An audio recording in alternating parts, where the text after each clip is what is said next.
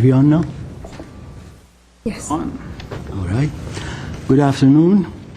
Welcome to the meeting of Historic Preservation Commission. Meetings are broadcast live on cable channel 6 and rebroadcast throughout the week. Information can be obtained and the schedule can be obtained from 818-548-4013. DVD and videotapes of the proceedings are available at the City Clerk's office, and that can be obtained by calling 818-548-2090. Please turn off your cell phones and beepers, and they are prohibited in this particular room, 105. If you have any other questions about the matters of the agenda or additional information, please call Planning Department at 818-548-2115. Thank you. Roll call, please. Commissioner Marjan. Here. Commissioner Morgan. Here. Commissioner Shire. Here. Commissioner Vidor. Here. And Chair Amirian. Here.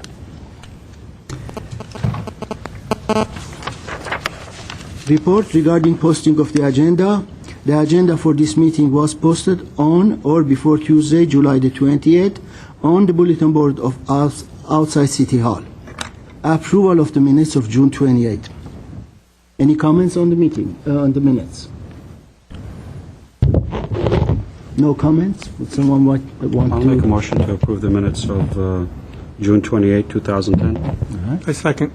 All right. Roll call, please. Mr. Chair, Yes, please. he has to recuse himself because he wasn't here on the June Well, 28th. that's true. You're right. A second. All right. I am glad somebody's awake. All right. All right. Roll call, please. Commissioner Mardian. Yes. Commissioner Morgan. Yes. Commissioner Shire. Yes.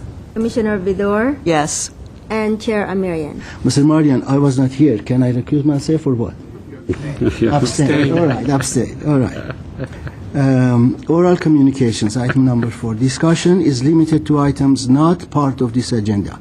Each speaker is limited to 5 minutes. The Commission may question the speaker, but there will be no debate. Do I have any card for someone speaking outside of the agenda? I don't. Let's move. Item number 5, comments from commissioners. Commissioners, do you have any comments? Yes. Yes, I have a comment. Please. I would just like to extend my compliments to the Glendale Historical Society for a really great evening last night. The Historical Society is doing a Glendale noir film series, which is wonderful. And during the event, we got to have a look at the doctor's house, which was open. And I have to say that the doctor's house really looks beautiful. There have been some changes in the house. For those of you who haven't been there for a long time, a bedroom has been relocated to its original location and kind of designated as the Nell Shipman bedroom. Nell Shipman was a really, in her time, famous director, writer, producer, actress of the 20s who lived in the house. And it's just absolutely exquisite. The 30th anniversary of the doctor's house is coming up in September, and I think we meet in August, and I would really like to suggest that we agendize or suggest to the City Council that they make a proclamation declaring the anniversary day of the 30th anniversary of the doctor's house, like the doctor's house day or something, because this is a city-owned resource that's administered by the Historical Society, but, you know, you realize after all this time what it's grown into, and this is a very significant milestone, I think, for the city and its historic resources, so that would be my suggestion.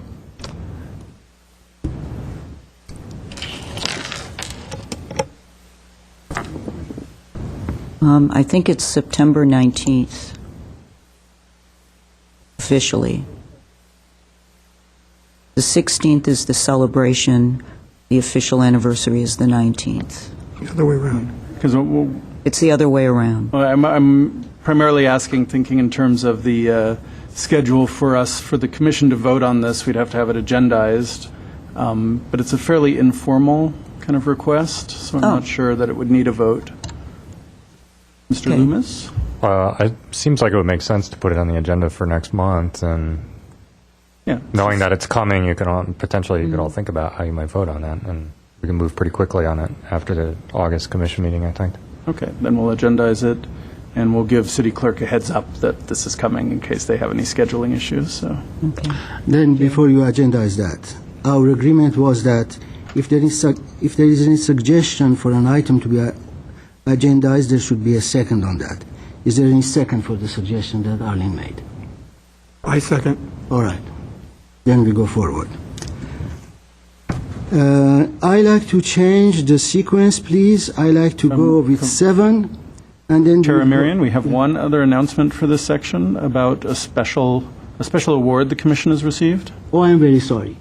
You are going to backtrack. All right. Go ahead, please. Okay, well, I just want to share with everyone here and everyone at GTV6 and obviously with the Commission, we're very excited that the National Alliance for Preservation Commissions, of Preservation Commissions, which is the only national group that focuses on the issues of preservation commissions, preservation boards, any kind of governing body that deals with preservation in cities, big and small, nationwide, has given the Glendale Historic Preservation Commission its Commission Excellence Award in the Best Practices in Protection. And this is pretty special because this is a national award. It's the only award for commissions like this. It's only given out every 2 years. It's a fairly new award. And in many situations, the NAPC has focused on kind of smaller towns. They don't come west so much. When I went to their conference 2 years ago, I was one of the few people from the west, not just from California. So I think it's pretty exciting that they've kind of looked at the work that this commission has done and seen that it meets and exceeds the standards of other work that was done by commissions nationwide for the last 2 years. Best practices in protection was the category that I nominated the commission in based on the work that started back when the Cumberland Heights Historic District was kind of falling apart under pressure from the community.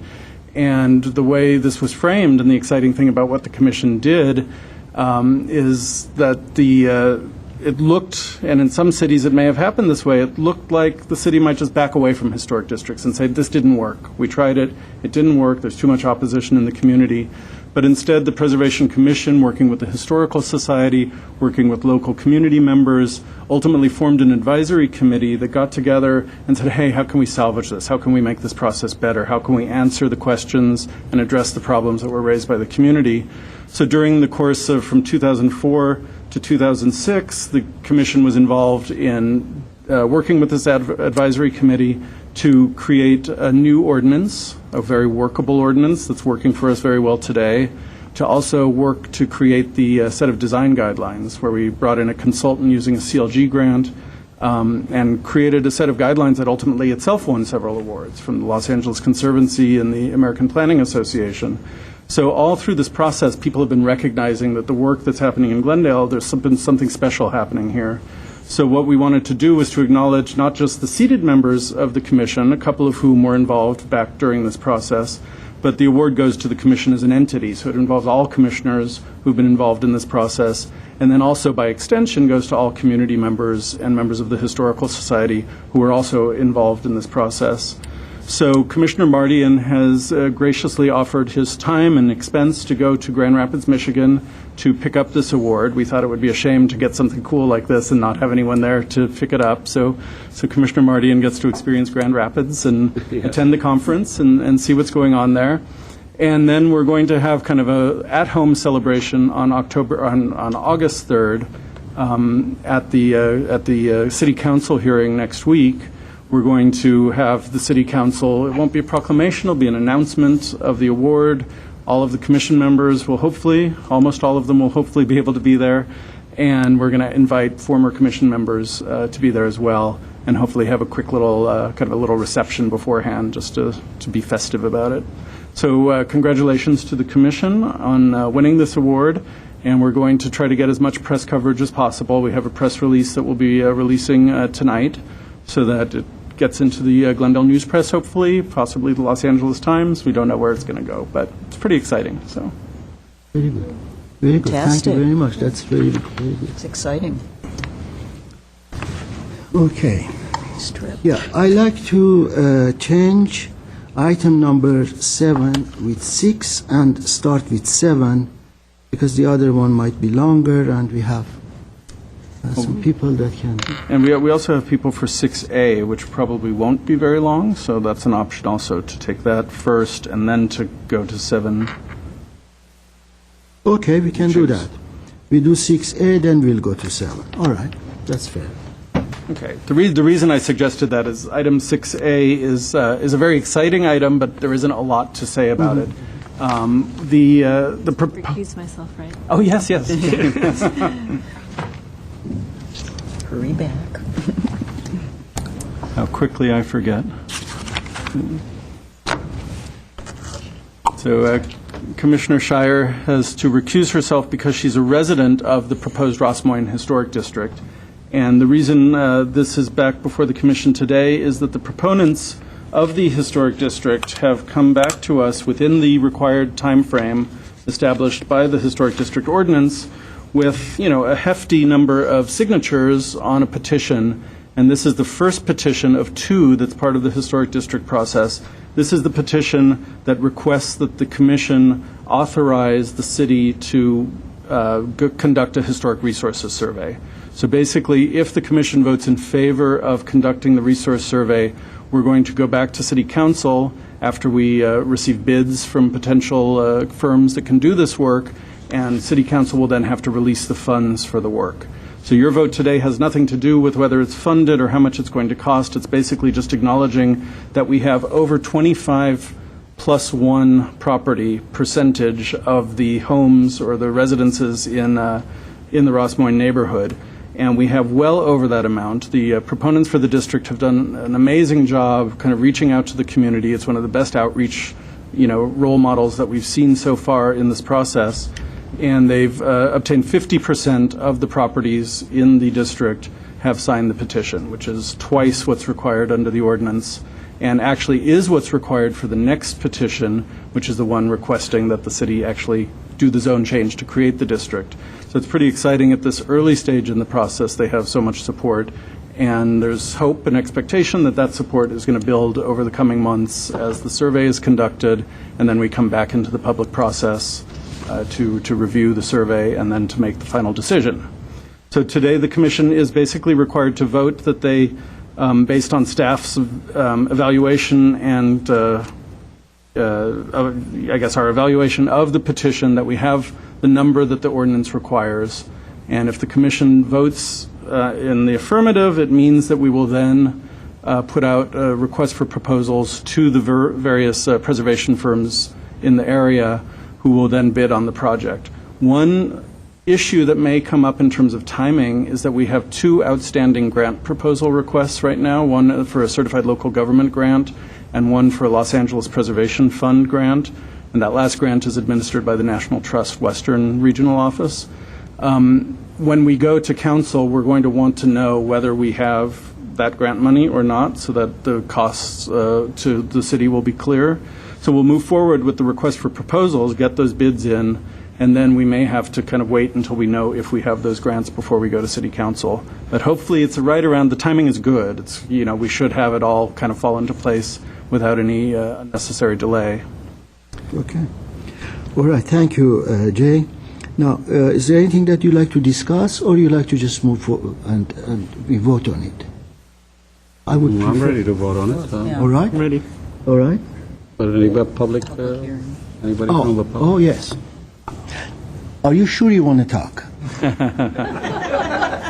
You have a right, you should talk. You can say yes and you will be done. Let the public see who they are. Yes. It's fabulous. Okay, the television is there. And fine. Let's see. Lana Vartanian. This is with the order that I got. So. Thank you, Chair Amirian and members of the Commission. I think Jay pretty much said it all, but I just wanted to make a couple of brief comments and say that we're actually very thrilled that we were able to come in with more than double the required number of signatures at this point in the process, and we feel like we've passed an important milestone. The process was challenging, especially trying to find all owners on title at home at the same time. So well, not at the same time, but to get them to sign. So sometimes we have to go back 4, 5, 6 times to get signatures. But I think our ability to get this number of signatures clearly speaks to the desire of the neighborhood to be a historic district. So we look forward to the next steps. Wonderful. Thank you. Thank you. Thank you. Thank you.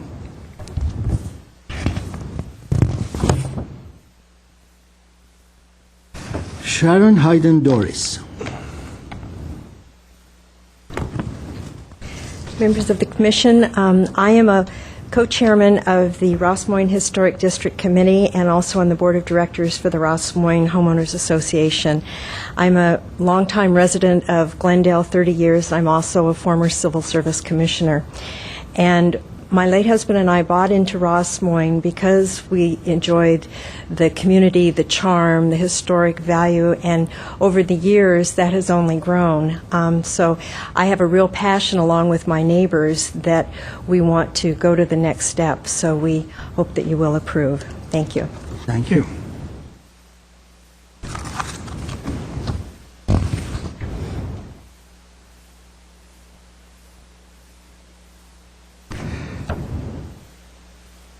This is one here. Donald?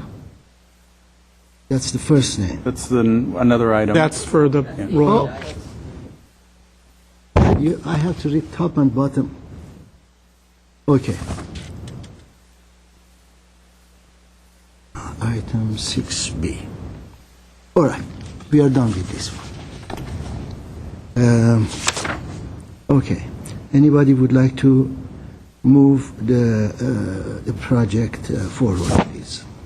A motion. You want a motion to Yes. recommend that we recommend to council to go to the next step? I'm not sure how to phrase the motion. At this point, you're recommending that staff reach out to preservation consultants to retain someone for the survey. I move that staff reach out to preservation consultants. Takes a lot of Second. brains to do this job. Okay. Okay. I'm thrilled. Roll call, please. Who seconded? I'll second it. Who did? Well, Mr. Morgan. Morgan. Everybody. Commissioner Mardian, Yes. Commissioner Morgan, Yes. Commissioner Vidor, Yes. and Chair Amirian. Yes. Very good. Okay. Find our commissioner. And let Commissioner Shire come back in. Oh, yeah. Come back. Congratulations. Thank you. Congratulations. So easy.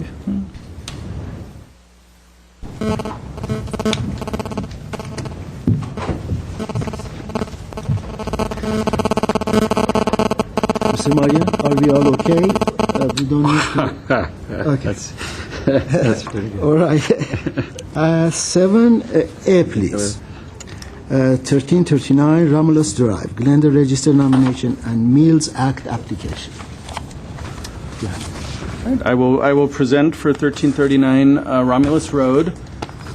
The property that's been nominated to the Glendale Register, as well as a Mills Act application was submitted, is located at the far northeast part of the Adams Hill neighborhood that you can see on the map here. And it is a modern-style house, a post and beam modern-style house set on a very steep hillside site. And in the Adams Hill neighborhood, we have a number of modern homes. We haven't seen any of them proposed for designation up until this point. And what we're looking at is a house that really does reflect a lot of the key aspects of this kind of California post and beam modernism. It was built in 1961. It was designed by architect Richard Fleming, who is with us today, along with the applicant, Catherine Lamson. So we're excited to have Mr. Fleming here. We don't often know the architects of the homes that we work with, and it's even more rare that we have someone here with us, so it's pretty exciting. I think you can see from these pictures that we're looking at a house that is fairly simple in its overall expression. Like a lot of these hillside homes that are designed in the modern style, it presents a fairly blank face to the street, and a lot of the kind of architectural pizzazz happens on the sides that face away from the public view, where you have the amazing views coming off the hill. Just so you can see, the house has very few windows at the front. There's a glazed front entry door and side light, and then there's another window on the side over here. This is an alteration and a small addition that was made in the 1970s that I'll talk about in a little bit. And here's that entry door. And this is where you can really, when you see the side of the house, you start really understanding where its architectural interest lies. It's really clinging to the hillside. It's a fairly steep site. And you can see with this side gabled roof, and you can actually see the heavy beams that are supporting the roof, and then the glazed clear story and the row of windows along the what's the west facade. If you see in the corner of the bottom picture on the left-hand side, that's the adjacent house, which was also designed by Mr. Fleming. Doesn't have quite the level of intact character as the subject property does. This is the east facade, which doesn't have quite as much glass. It's more of the private side of the house, where the bedroom wings, or the bedrooms and bathrooms are located. This side of the house is the common public space. The living room really faces onto two windows of walls like this.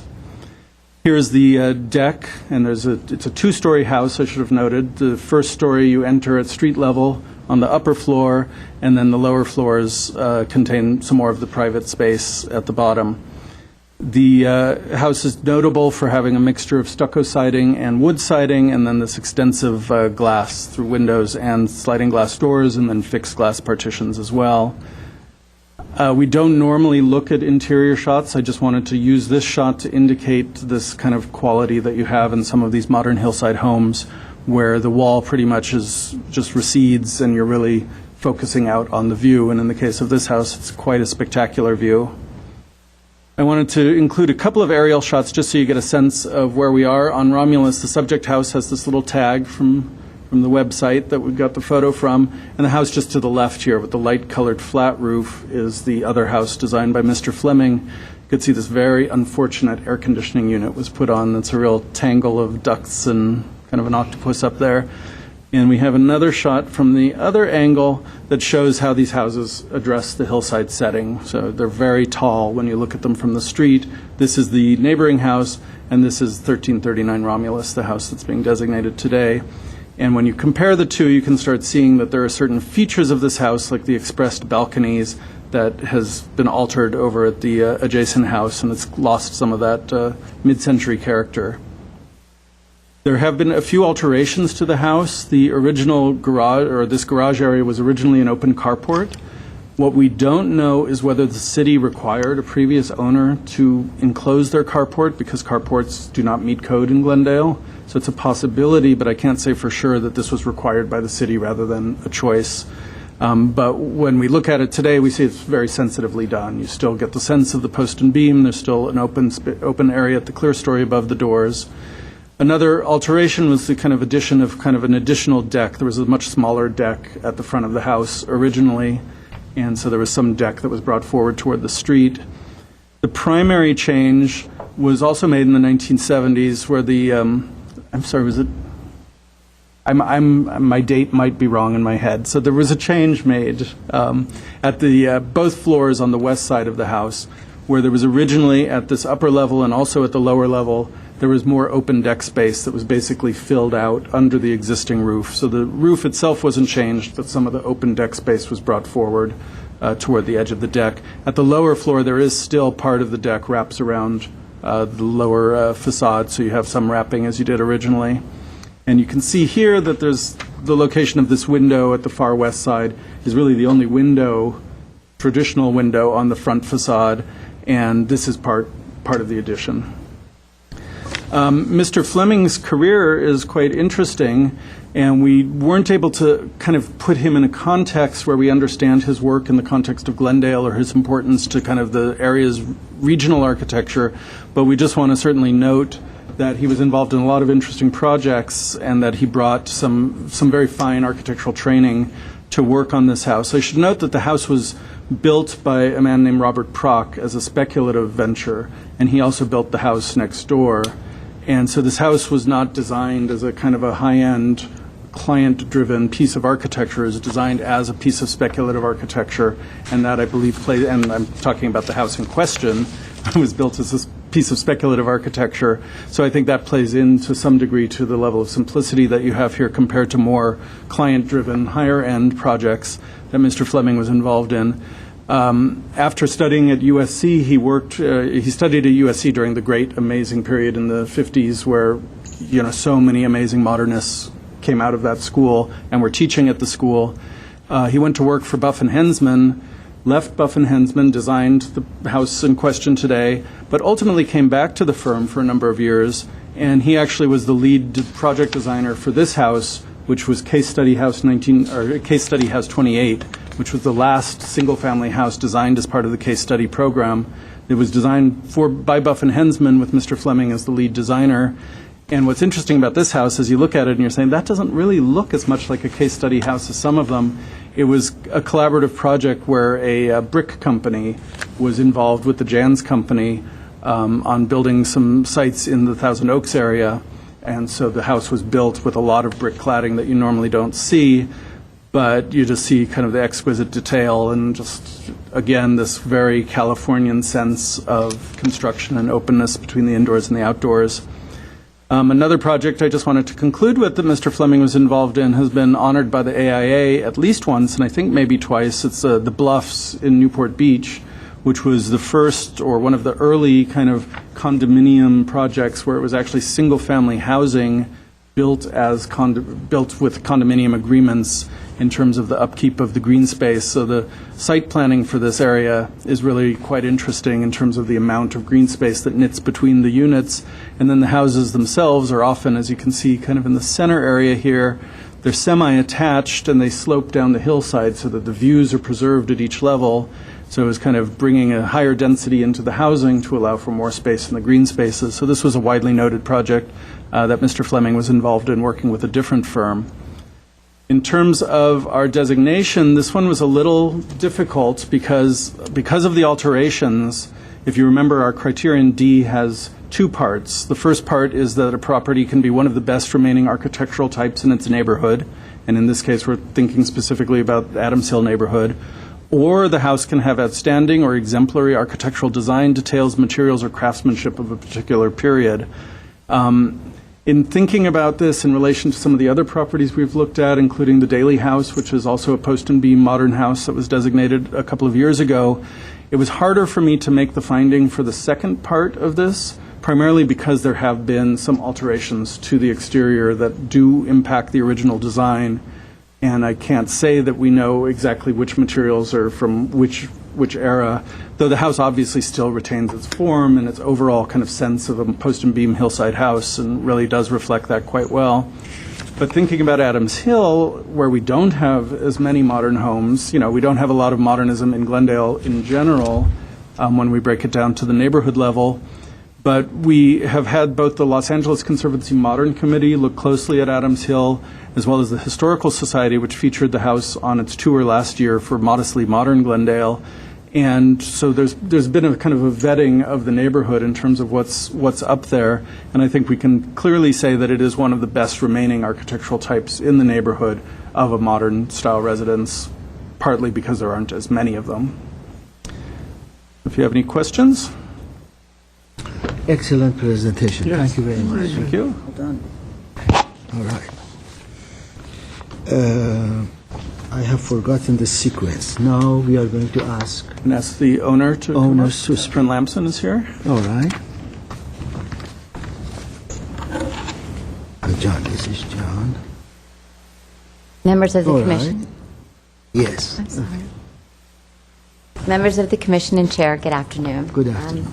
I'm Catherine Lamson, the owner of 1339 Romulus. The Prock House is a very special house. When I took my first steps into the door back in December 2005, I just knew it was meant to be my house. My husband and I decided to move to Glendale because he works somewhere in the area. But I was in charge of finding the house. and I had a very specific style criteria. It needed to be mid-century modern. And during the process of searching for that home, I found it really interesting what some real estate agents and homeowners considered to be mid-century modern.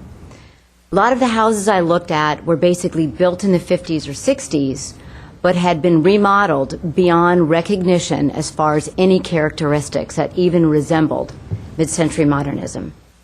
And I became really saddened and discouraged, and I'd wondered, what were these homeowners thinking? How could they do that to such a stylistic home? During my education at UCLA, and I was a student studying interior and environmental design, I was exposed to many different styles of architecture and movements, but it was the modernism movement that really, really stole my heart. And I remember one day looking back thinking, someday I will live in a modern home. So fast forward to the future, and the search for this home began. I spent months upon months of exhausting open houses, and then finally I came across a small ad in the LA Times, and the description read, mid-century modern, 180-degree breathtaking views. So the criteria fit what I was looking for, but was it really going to be that house, or was it going to be another poorly remodeled house once again? So my patience and perseverance paid off. I walked through the door, and after a few minutes in that house, I looked at the agent and said, I'm going to buy this house. He appeared rather bored. He looked at me and said, yeah, right. So I took the setup sheet, I walked out of the door, I had butterflies in my stomach. I called my then-to-be husband and said, I found our perfect home. So unbeknownst to us, the house had already been sold, but luckily the escrow fell through, and after a really nerve-wracking bidding war, we finally got the house. And it was one of those things that was just meant to be. My husband and I spent a lot of time on our deck out in the front, which is one of the reasons why we extended it, so it was to extend our living area. And up in Adams Hill, people walk through the winding streets a lot, and it's really a great neighborhood to get to know your neighbors, especially if you're out in the front, because the idea of neighborhoods sort of goes away now with people building and walling themselves in. And our neighborhood is special that way. We do talk a lot, we do get to know one another. And I find a lot of people come up and they say, wow, you know, we just love your house. It's so hip, it's so cool, and it just looks so different than some of the other houses in the area. And I even had somebody ask me if they could come in and take a look at the inside, because they were really curious to see, beside the blank facade, what it was really like in the interior. So shortly after we moved in, the house went up for sale next door to us. And I'd always been kind of curious about the house. It looked very similar to ours, but I knew that it hadn't been touched, and it was still intact from when it was probably built. Come to find out, the homeowner had lived there 23 years, and she never touched the house. That is something to be commended for, and I thank her for doing that. But unfortunately, the house went up for sale, it was purchased, and the new homeowner began a remodeling process. And he was hiring day laborers, not professional builders. And slowly but surely, I saw this house being ruined. He fell upon financial hardships, and the house construction halted, and the house remained open to the elements for about 6 months. At that time, what was once a gem of a little house that only needed a little bit of TLC and a loving homeowner has now become a tragedy. It's a rental now, and the current landlord has let the exterior go to a weed-infested eyesore and has redone the interior to a trendy wannabe loft look-alike. So another true mid-century house has now been destroyed. So after I saw that going on, I said to myself, what can I do to prevent my house ever happening to that? I never want the style and the integrity of that house and the soul ripped away from it. So I thought about it, and landmarking is one way to prevent that. So it's no secret that I love my house, but that is not the sole reason why I'm petitioning for the Prock House to be landmarked. More importantly is my personal and professional passion and obligation for maintaining the architectural integrity and preservation of a home. One cannot assume all homeowners share the same value. You see, there are people who care and there are people who don't, and I'm one of those people who care. So I'm asking all of you to highly consider the consequences of what may happen to this house if it isn't landmarked. If my husband and I ever decide to sell the house, which I hope we don't, we all take the risk that the new homeowner may want to turn this house into a stone and column palace. They may want it only for its $1 million view and not its history. We see this all too often. So I'm asking you, please don't let that possibility happen to one of Adams Hill's strongest examples of mid-century modernism. So I appreciate your consideration and your vote. Thank you. Thank you. Thank you. Okay, there is no other speaker on this one. Now, public hearing is closed. Anybody would like to start discussing? Go to your right. Go to your right. Let's start with that side. Okay. I'll defer to Arlene right at the moment. Oh, we're going all the way to the left. Okay. Well, I thank you for your well-thought-out presentation and for your caring. I think the main thing is we struggle sometimes with landmarking. You know, what rises to the level of landmark, and I appreciate. You know, I live in Adams Hill, and I appreciate having a neighbor like Catherine and her husband who really do recognize the value and significance of the architecture of their home and are willing to preserve it and take care of it. But for me, you know, I look at the criteria. That's the most important thing. Does it meet the criteria? Does it feel like it rises to the level of landmarkability? And in this case, I have to say, for me, there is no question in my mind that this is a significant house in the Adams Hill neighborhood.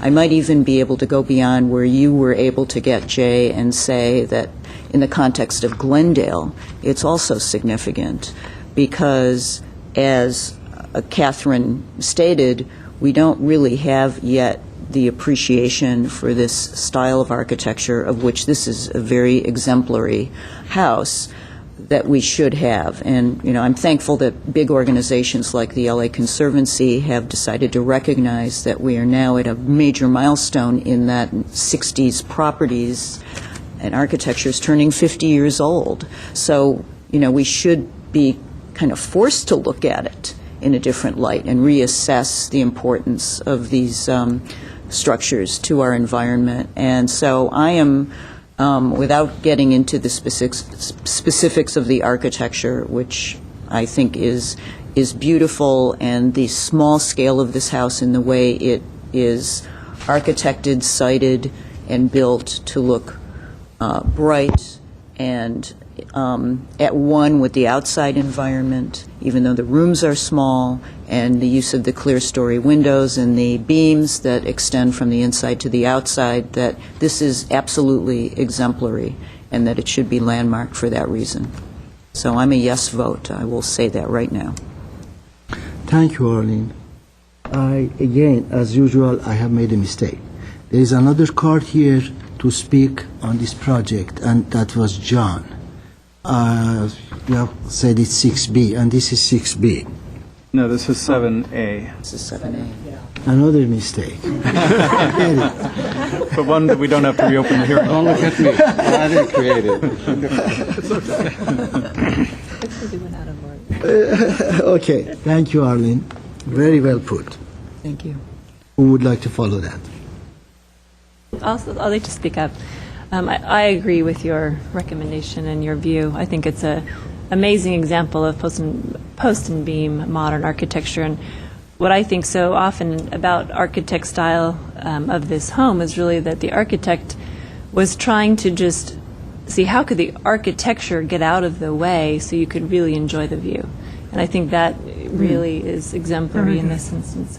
And truly, when you walk in, you kind of have to see at least the interior, or the balcony at least, to really, truly enjoy what the house was meant to be. And it was about the view and about the surroundings. I also found just interesting trivia. I know one of the owners who lived in the home, Colin Sargent. I worked with him in the 90s when he lived in this house. So I just found that to be interesting. But I think you've done an amazing job preserving it and appreciating it. And I think with the home next door, it really does show what could potentially happen and really the reason of historic preservation. So I would go along with the recommendation to put it on the register. Okay. I would have to concur the same. I think it fits the criteria D very much, and I like the way it just ambles around the corner. When people walk down the street, it's a very nice, pleasant house that people can, you can talk to your neighbors, basically. It kind of harks back to the Midwest in a little bit as far as the neighborliness of it all.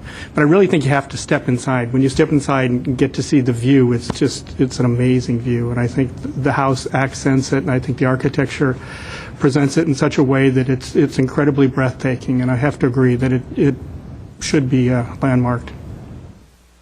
Thank you. Samaria? Mr. Chair, I have a few questions before I get into my comments on it. From staff? From staff. Go ahead, please. We have a roof material change from rock to asphalt. Right. Which rock is more common on a mid-century architecture. I'm going to go back to the carport and garage. I want to make sure that there's a permit on it. Is there a permit on it? My question is there a permit on it? There's no permit on. There's an extensive permit history for the house, including the alterations made in I didn't 1978. get that in my packet. I didn't have any permits. You have a whole, you actually have a synopsis But of the permits? Which, I'm talking about an actual building permit. well, I reviewed the synopsis and the permits, and the synopsis covers all of the permits that we have available. I thought in the effort to save time, since the applicant did that for us, it would be easier. But I'm talking about the conversion from carport to garage. We do not have a permit anywhere for the conversion from carport to garage. That's why I was speculating that it was possibly done because carports don't meet code, but I don't know if that was the case in 1978 or at any of the subsequent alterations that might have led to that. But that's what I'm leading to. You refresh my memory. The Daly House had a carport. Yes. And that was built in the 70s. No, in the 60s. 60s, sorry. And at that time, carports were acceptable. I mean, there was not a rule that says that you had to. Right, and when this close a house was garage. built, carports were acceptable. Right. And the reason I'm questioning that, there's the permit issue, which I'm very adamant about, and I'd like to clear it. And the second thing about the permits is the deck that has been created in the front. Is there a permit for that? Not that I recall, and I'm not sure that that requires a permit. I It does? think there's some encroachments that exceed the height of structures within the front setbacks, and correct me if I'm wrong. I can't because I don't know those things, but I'll look into it, and we can find out if you need to have more information. And I'm leading to another place. When you convert something in this size and square footage, requires a DRB exemption or approval. When you convert, A garage, which becomes we're presuming, footage. the garage was not converted anytime recently. I understand, When it was but converted. so it's illegal. Well, my guess is that it's not, well, it could be illegal if there's no permit for it. I'm not sure what the city's view is on things. I believe that this would be permitted. If the applicant came back to us to get a permit, I believe we would issue a permit. That's my exact questions that I'm going to. If there's no permit right now on it, and what happens at that time? Do you send them to design review board? No, we review whether the person would make an application to convert their garage as if they were doing it today, to convert their But carport. that's where I'm going again. They were- There's a square footage limitations on how much you can enclose or touch the front of the house, and I believe it's 200 square feet. Not on a garage? I think it believe that's pertains to any excluded from structure the- that affects the front If elevation. I'm not mistaken, I can grab the zoning code and double check, but I believe that does not apply to garages. Because the reason I'm questioning all these things, my decision, I appreciate Fleming's work, and I appreciate the owner's sentiment and compassion on this. And I've mentioned this in the past for previous cases. We're getting a number of cases right now that have done substantial or some alteration to the house who don't have permits. and I don't want to designate anything that doesn't have a permit. We have that agendized as part of the commission discussion. Yeah, but that's just a discussion. We don't know where we're going with it. Well, one of the things I'm going to recommend when we have that discussion is that we're going to take all of those concerns, if the full commission or at least two members of the commission want to proceed with that, to the city attorney's office to get some, and to the building official at Building and Safety to get some kind of feedback on whether this body is actually an enforcement body, or if we react to the historic qualities of properties and we're silent regarding whether or not something's permitted. There are open questions there that we don't understand yet. So the reason I'm questioning it because we don't want it to backfire at us in the future.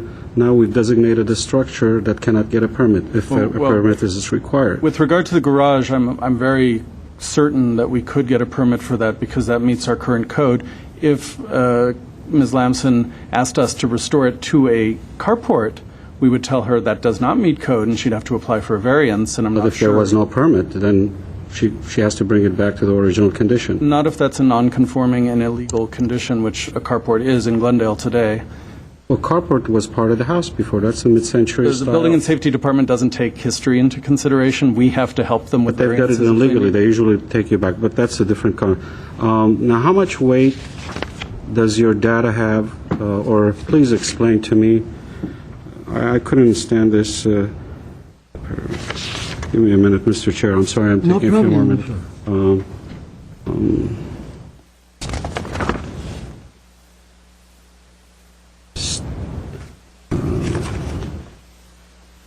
Here it is on page 2. The property was featured as part of Glendale Historic Society 2008 Modesty Modern Glendale tour that features several of the city's modern style home. My question is, the house was also identified as non-comprehensive but still extensive. What exactly does that mean?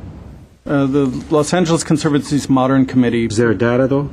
there's a list of properties. Just a list? Yes. No actual... It was a windshield No. survey. In addition, for the Glendale Historical Society, as well as the Historical Society of the Crescenta Valley, I put together a presentation on modern architecture in Glendale, in which I used this list as part of a basis for some extensive touring of the city that I did that went far beyond the confines of this list. And this is where I found out that Glendale does have a tremendous collection of modern architecture, but it's sporadic. We do not have the concentration that some other cities in the region have. And when I was writing this up, it was a little difficult. I was trying to make this finding, but I felt that since I've done extensive work myself, though I have not driven every street in the city looking for modern architecture, the LA Conservancy's Modern Committee, which has a lot of people, including a member who lives not far from the house in question, was involved in a survey of the area, which was not a scientific survey, not the kind of survey that we would do if we were hiring a firm to do it. And then the Historical Society also felt that this house kind of met some of the qualities they were looking for putting together what I acknowledge as a small tour. This doesn't meet the level of evidence that we would sometimes expect. Many times we've had the situation where we have a Spanish colonial revival house in a neighborhood with many Spanish colonial revival houses, and I have kind of a generic note I write in the staff report saying that given in the absence of a citywide survey or understanding more about the actual background history of these properties, we can't really make that assessment because of the sheer volume of good candidates. With modern architecture, and then especially looking at Adams Hill modern architecture, we have a much smaller pool to be looking at, and that was where I was able to make the finding that this was one of the best examples in its neighborhood. Okay. Well, Mr. Chair, I have a different approach on this. I like to see this maybe come back. If the vote goes another way, that's fine. I want to make sure on these permits and what the ramifications are on this house. I would like to preserve this, but I'm not ready to vote on it today. Okay. Okay. As far as my comments, I agree with my colleagues and Arlene, and I also share your concerns about the permit. Now, on that, I will ask questions. I think the house is outstanding, and I think the presence of Mr. Fleming here is kind of overwhelming. We can't vote no. So I'm just joking. Oh, I didn't know that was Mr. Fleming. Yes, he is. Oh. Take back whatever you said. No, he had a statement in one of the letters I think he wrote to the, he appreciates his profession and Yeah. people hire him to do his drawings. I also did go back today and looked at the house again and again. It's a wonderful house, and it's really a true representative of the mid-century building and preserved very well. So my vote is yes and yes. But as far as just a couple of questions. Would you, if there is no permit for the garage, are we okay voting on this, or we are not? Garage and the deck, because if, let me just finish. If I understand, the decks are not allowed, but if you do build them, they have to be fireproofed so the fire doesn't come from the bottom. So, if we vote to proceed, approve and proceed, are we okay legally? Because I don't want us to make a mistake. I'm just asking the question. Yeah, in the past, the commission for years has not necessarily voted based on the permit history of properties. It's a very interesting concern and a question that I think we need to take up with the city attorney and the building and safety department, but there's plenty of precedent for the commission to vote without basing their judgment on whether there were permits issued or not. I think in both cases, with the garage and with the deck, it's something you could put into a Mills Act contract, for example, if you were to approve this, saying that we must either, as a condition of the Mills Act contract, the applicant must return to building and safety, requesting a permit, do any remedial work that needs to be done in order to get that permit. What I don't think we're going to be seeing is a return to the carport from the garage based on current code. So. Yes. Mr. Chair, can I ask some question follow-up here? Now, let's say if you can't convert back to the carport, wouldn't you have to have a certain dimension for that garage to be conforming today? Yeah, there are certain dimensions Would for that width make and it? for depth of garages. Would that make it? haven't They measured. might go and Or get variance. variance. Yeah. By So variance. that is solvable. Yeah, that could As be long as part you of the Mills condition Act. it. I mean, Okay, we'll mean, condition it. as Would long that as be you okay condition it with the wording he's... All right. But I think this does raise the bigger question that we do need to discuss as part of the commission discussion that's agendized today about how we're going to approach that. So. Yes. Because I can support it if you condition it. All right. All right. All right. The house is wonderful, and congratulations, Mr. Fleming, and also yourself. I am ready to vote yes on it with enthusiasm, and whoever moves to proceed, I like him to have a better English than I have, so they can put that conditions on the. I'd love to be the one to move this house as a landmark, but I don't get the condition thing, so I need someone else to do the honors. Take care of it. Okay, go ahead. Yeah, I move to appoint this house to the register with the condition that permits for the garage are made as part of the Mills Act contract. As well And as the also deck. the deck. Oh, and the deck. Okay. Garage and deck. And also, with Yeah, that, and you'll be making two separate motions, one for the register, one for the Mills Act. Correct. shall we do roll call for each one, or shall we That's combine what we've them? done in the past. I'm not sure that technically we have to, but we may as well do it the way I have we've been done it. absent 1 month and I have forgotten everything. Roll call, please. Commissioner Mardian, Yes. Commissioner Hold on. Second, we had a we have a motion. second. No, we had a motion, and I'll second it with the conditions. Okay. Roll call, please. Commissioner Mardian, Yes. Commissioner Morgan, Yes. Commissioner Shire, Yes. Commissioner Vidor, Yes. and Chair Amirian. Yes. Okay, now that vote was for listing and recommending to City Council that the property be designated as part of the Glendale Register. Now we need a vote authorizing the Mills Act contract, also mentioning that you're conditioning it, so. Go ahead.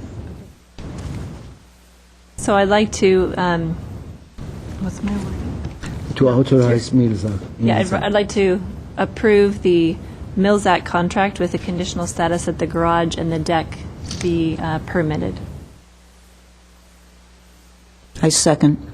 Okay, roll call, please. Commissioner Mardian, Yes. Commissioner Morgan. Yes. Commissioner Shire, Yes. Commissioner Vidor. Yes. And Chair Amarian. Yes. Okay, thank you. Yes. Come up to the front, please. My question to you is, going through the process of getting a permit for the deck was just extended from its original condition, but the railings are basically how they were with the exception of the cables.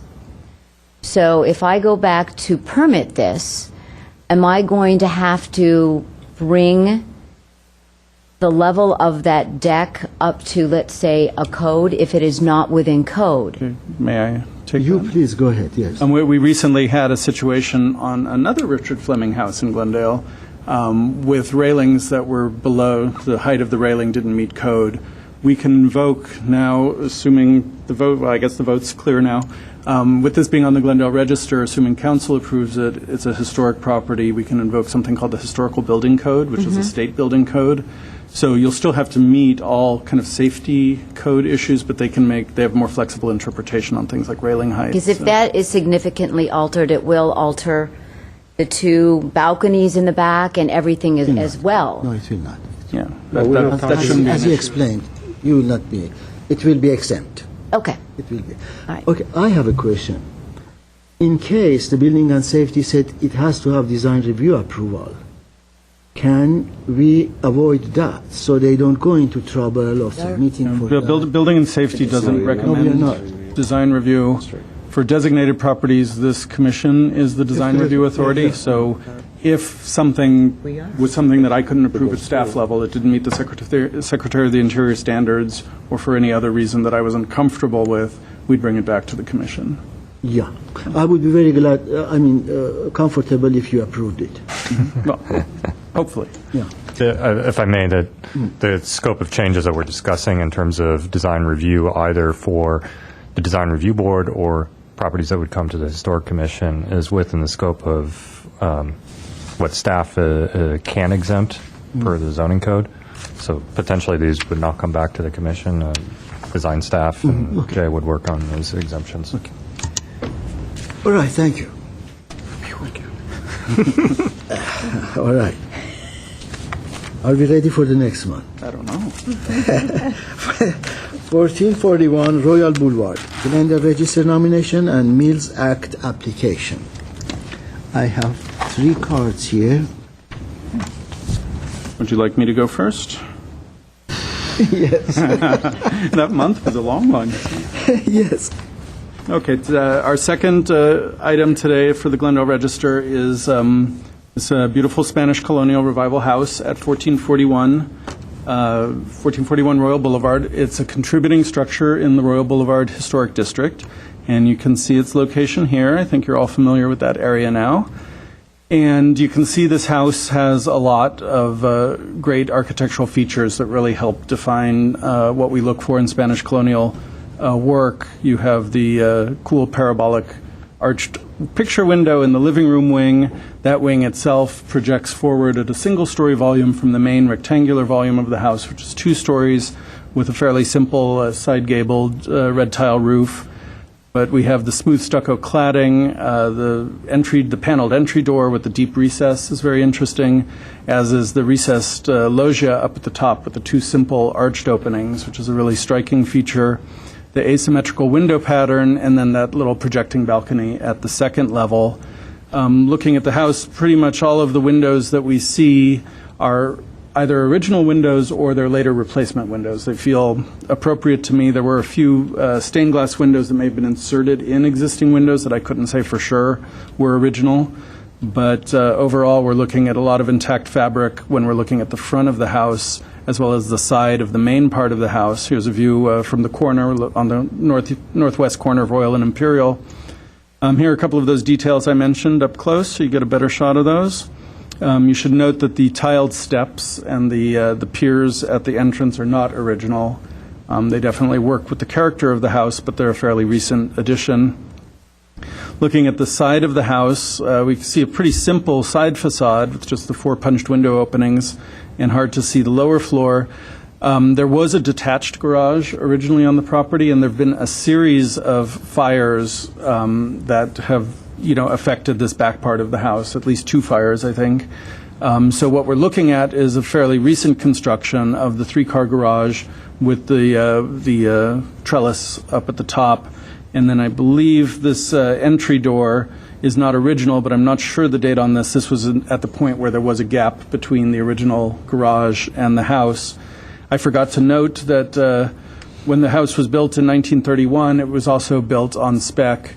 And as always, we require the applicants to give us information about previous owners, previous occupants of the properties. We're always looking to see if there's some extra level of significance that we can find, either through the people or the events or other aspects of the history of the property. Commissioner Morgan actually grew up in this house, and I put in the staff report that as yet we cannot say that the people in this house have had any significant role in the history of the people or the city of Glendale. Maybe Commissioner Morgan, perhaps the current owners at some point, but as of now we haven't been able to make that finding. Here's the rear facade of the house, and it's at the rear that the changes that we see at the garage facade. We see more extensive changes at the rear. You should note, though, that this house always kind of came very close to the slope of the hillside coming down, so there's always been some sort of terraced effect at the back. On the left side of this picture is a projecting room where there was originally I believe it was a smaller, what was called a sunroom in the permits that was taken down, and this addition was made with permits, so I think that part of it's okay. The chimneys have also been altered over the years. But again, we're looking at original window openings, what appears to be original or early sash. These windows also have some of that stained glass in it that I can't say for sure whether it's original or not. Then here are a couple of other shots looking toward the backyard where we have the pool deck, and the area over here with this pergola is the area above the 3-car garage that faces Imperial. Now, the applicants have identified that possibly 4 of our criteria apply for this house. And this is one of the properties that is very hard for me personally when I'm looking at a very beautiful house to say that I don't think it meets the criteria for designation. What we do in situations like this is kind of run through for the Commission's benefit each of the criteria that it was nominated under, and then I'll just briefly address why I don't think it meets that criterion.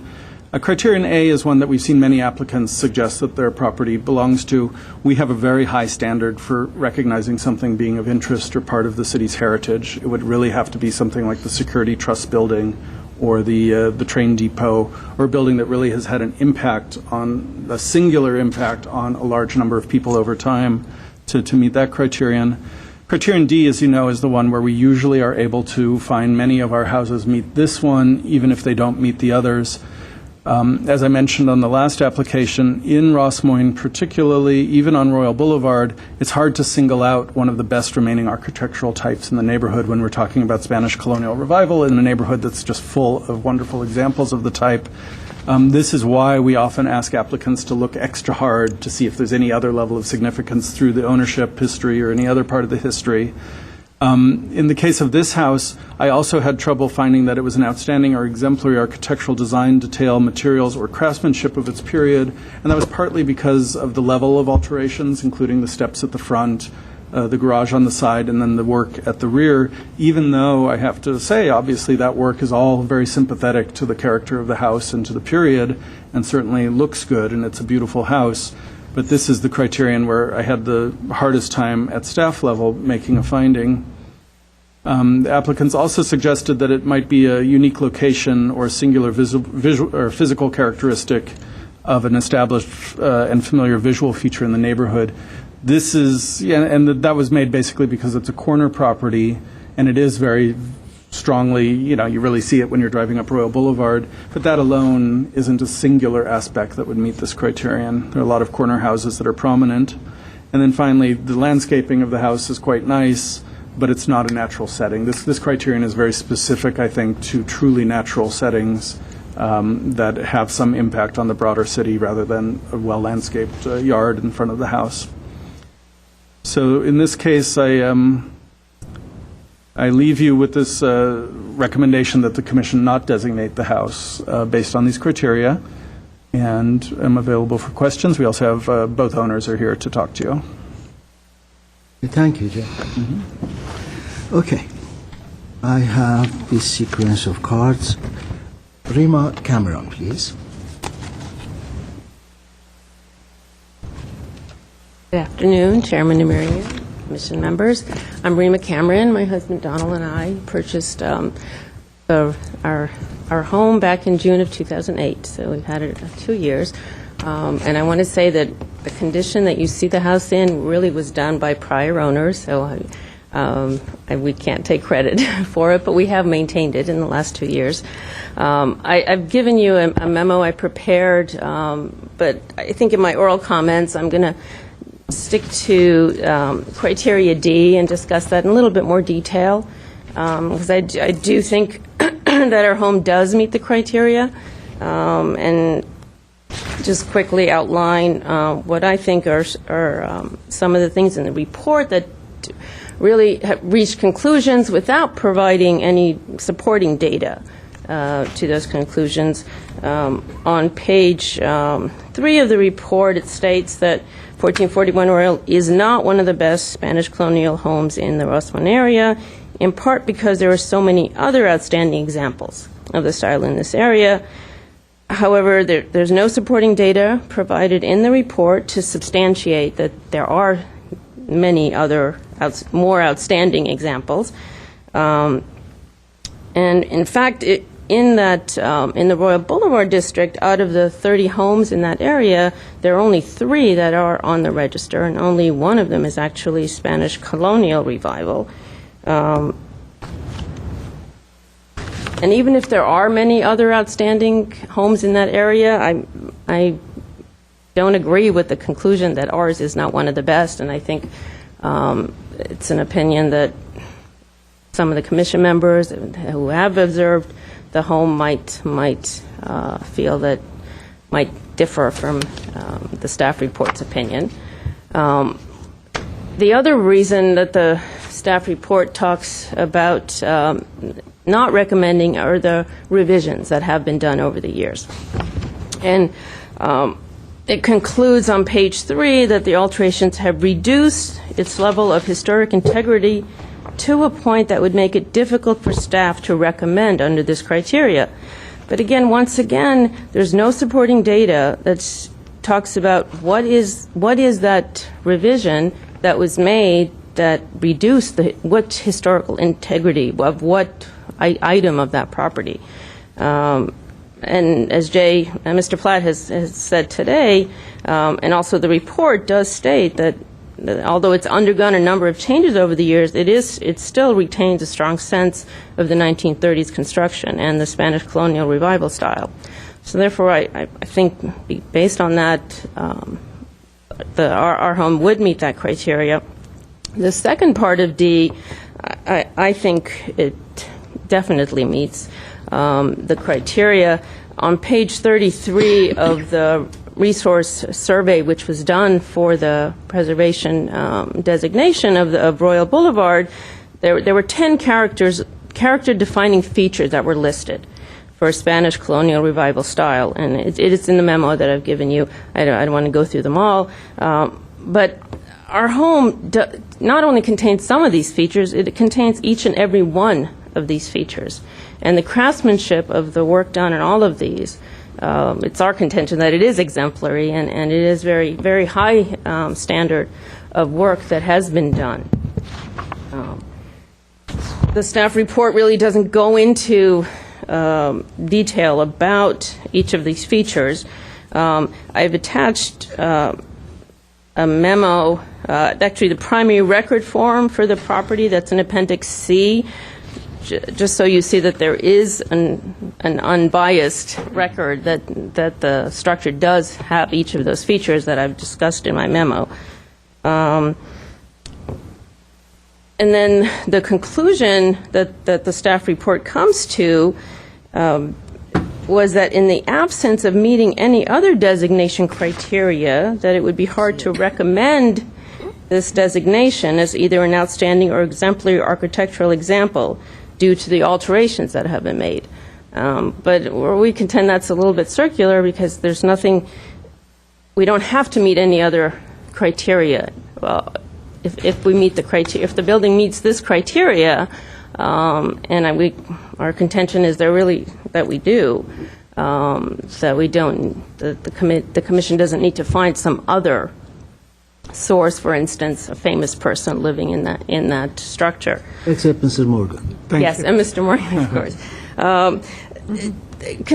Regarding the renovations, it is a fact that all homes over time need renovations. They need passage of time.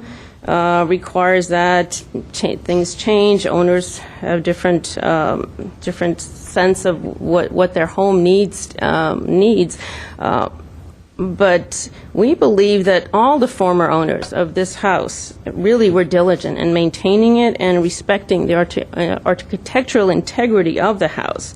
And the changes were made in keeping with the spirit.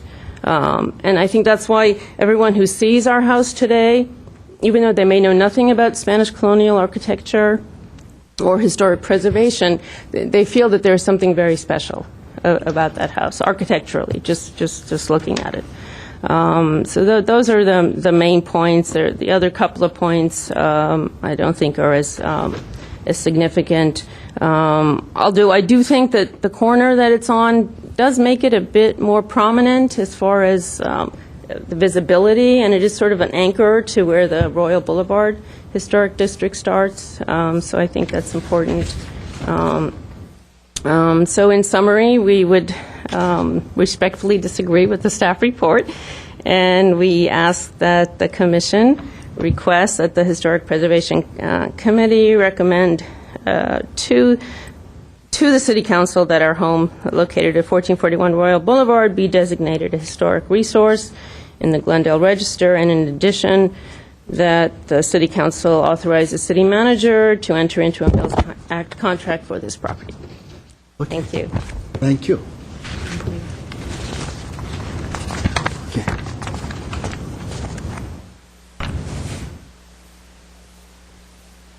It's your turn now. Hey, Mr. Marion, Donald Cameron. I'm Rima. I'm the owner of the house, and I think Rima said a lot, and I would just like to say that I really do think our property does meet the criteria of Article D, and I agree with Rima that has been, it has details and the integrity of the house and the architecture, details of the exterior of the house have been well preserved. It is a fine example. Spanish colonial. Consider us. Thank you. Okay. Thank you. Mr. Recasio. That's for another. That's for next, that's for folks. We do have a member of the public submitted a note of support. This is coming from Paul Ayers, who lives on Las Flores Drive, saying that he supports the listing and the Mills Act application. Oh, wonderful. All right. Okay. Sure. Can I ask a question, Jay? Yeah, hold on. Public hearing is closed now. Go ahead, please. What was this rated when they did the royal survey? It was I thought rated, I saw it, but I can't find it. It's a contributor to the district, and it was given an integrity rating of good on a scale of poor, fair, good, excellent. But the surveyist typically will say it is eligible or could be eligible for listing at the local, state, or... No. What is that designation? Is that The Royal Boulevard survey didn't have that level of detail, and... But I thought it had those numbers that says what is it? It's a 5D3, which means 5D3, but wouldn't the contributor to a historic district. Okay. Any more questions? 1 second, Mr. Chair.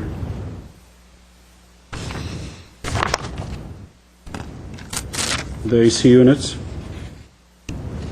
to your opinion, are they located in the setback? I asked some colleagues about that. I think they are. It's a side yard setback, which is different than the front yard setback. It's a much shorter setback area. Okay. And they're screened from view. Thank you. Any more questions? No? Okay. Who would like to start? Let us change the rhythm. Let us not start with Arlene. Thanks. I'll be happy to start if you want, Mr. Okay, Chair. go ahead, please. I've driven this house several times for many years. This particular architecture actually is one of my favorite architectures. I'm going to go in a different direction with staff on this one. The house portion in the front is intact totally, in my opinion. Although the alteration of the garage has been, or the addition has been done, and typically these homes have detached garages with tile roof. And that was supported by also Mr. Morgan, who lived there. And it's very unique that this is my first time since 2005 a commissioner lived in a house that has been designated, which is, I think, it's very unique. I don't agree with staff's interpretation of the alteration. I think the alteration were done tastefully. The reason I'm saying that, we want to differentiate a little bit from the new addition to the old. And although it's the quality of the workmanship that has been done there, I think it's superb. And I think it fits in. Although it might be distracting when you look at it a little bit in detail, but you could tell it was done in a different period. But we don't want to keep these buildings still. I mean, improvements have to occur on these things. Of course. The fire, whatever it is, and some alterations have to occur. And I feel the house reaches the level, although there's few good examples on that street that may be as better or more superb, but they're not in front of us today. And I'll support any of them any day. But this particular house should be preserved or protected. I know in the reports it says in its historical district, protection is already there. But for a simple example, I'll bring out to my commissioner, 10 years from now or 5 years from now, somebody else owns the house, come back and take that garage door, make it into an aluminum door, will really destroy the house image. And I know these things will occur, and therefore I don't want any additional work done to this house. I like to see it the way it is, and I'll support the nomination. Okay. Who would like to go next? Going last. You're going last. Okay. I'll go. I am last. Second to last. I have to say, this is a beautiful home. I run by your house almost daily, so I get to enjoy it. This one's really tough for me because I definitely agree with some of the points of the staff report. I think, unfortunately, on a corner, the southmost facing, I believe that's south, where the garage is, really takes away from the beautiful front royal-facing facade, just with the way the renovation and alteration are done. And I think it's really challenging for us in looking at alterations and modifications. I think there's a difference between a renovation and a restoration, or something that's done very, very much in line to bring back the house to what it was originally, while still needing to make improvements or update elements of the home. So that facade, for me, do you mind going to that picture quickly? Oh, I'm sorry. Yeah. With the garage, like if I just see only right there, only this facade, for me, the garage and that element of the deck in the back really takes away from truly what the original home would be. So that's kind of where I'm torn. If I just look at the front half and the front facade, to me it's no question it should be nominated. So that's really where I have a hard part. And in the back, many of the modifications, the tile work and the back fireplace, not original tile, or not done really in keeping with historic preservation or a restoration. It's very nicely done. It's beautiful, has beautiful elements to it. But that whole area, to me, definitely says it's a newer Spanish colonial revival, renovation or trying to update the house. So I'm having difficulty with trying to say it rises to the level. Again, I would hate to see anything happen to it, like you said, Chair Marion, but I'm not sure I can completely support it at this point. Thank you. Mr. Morgan? Well, having grown up in the house, the side, if we go back to the picture of the side elevation, it is not exactly the same as it was before. As they had said, the garage had a fire in about 1956, and they basically leveled the roof of the garage. And because of that, my father decided that he wanted to put in a sun deck, because it was just easier to put a sun deck because they had already built the pool. I have to look at it at the way it's not the same as it was, but I think it's architecturally intact to what I think my parents would have wanted had they decided to build it that way. I think it follows the flow of what they did in 1956, though it is definitely a little bit more massive than the part of the house that they originally did. I do agree that it is a corner house, and unfortunately I am biased on this. I have to admit it is a house that it sits prominently on a corner on Royal Boulevard that basically defined Royal Boulevard. I know there are more extensive homes, but people coming up Royal Boulevard, this was the house that they really saw. The other houses, even though they're where they're placed on the boulevard, they're just not as prominent as this one. And because it was the corner house at the corner of Royal and Imperial, it was a landmark house for the area. It was the one that you'd say, well, you go up to the corner of Royal and Imperial, and that's where the house would be. It has I think, a very aesthetically nice front. It always has. We had it when we lived in it, was white, but I think the addition of the color makes it stand out and pop. I don't think there's anything so far that they've done on the outside that you can see that detracts from the house in any way. I think it's an asset to the district. Thank you. Arlene? Okay, well, for me, I'm not even focused so much on the renovation, although for me some of the elements of the renovation detract from the period quality of the house, but even so, I think there have been other houses that have undergone renovation, so in principle that's not an issue. For me, it's kind of the fundamental problem of what rises to the level of being a landmark, and my question is, in my mind, that I'm trying to debate is, does this house make that cut? And I think that there are a lot of Spanish colonial revival, eclectic Spanish colonials in Glendale. It's a very ubiquitous type of architecture because of the building boom, and as was alluded to in the film Double Indemnity last night, which is right on the period of this house, that was the trend of the 20s era, and there are many, and they're quite beautiful. And the big ones are really grand to look at. But for me, I keep going, contributing structure, landmark, and for me, this house is exemplary in its ability to contribute to the continuity of the neighborhood, and it is definitely a major player in what makes Royal Boulevard a special place.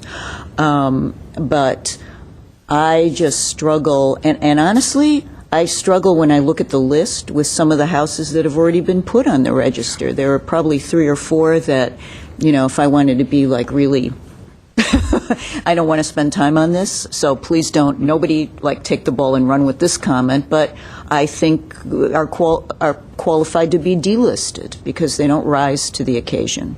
And the ones I'm thinking of are Spanish colonial revival. They're beautiful.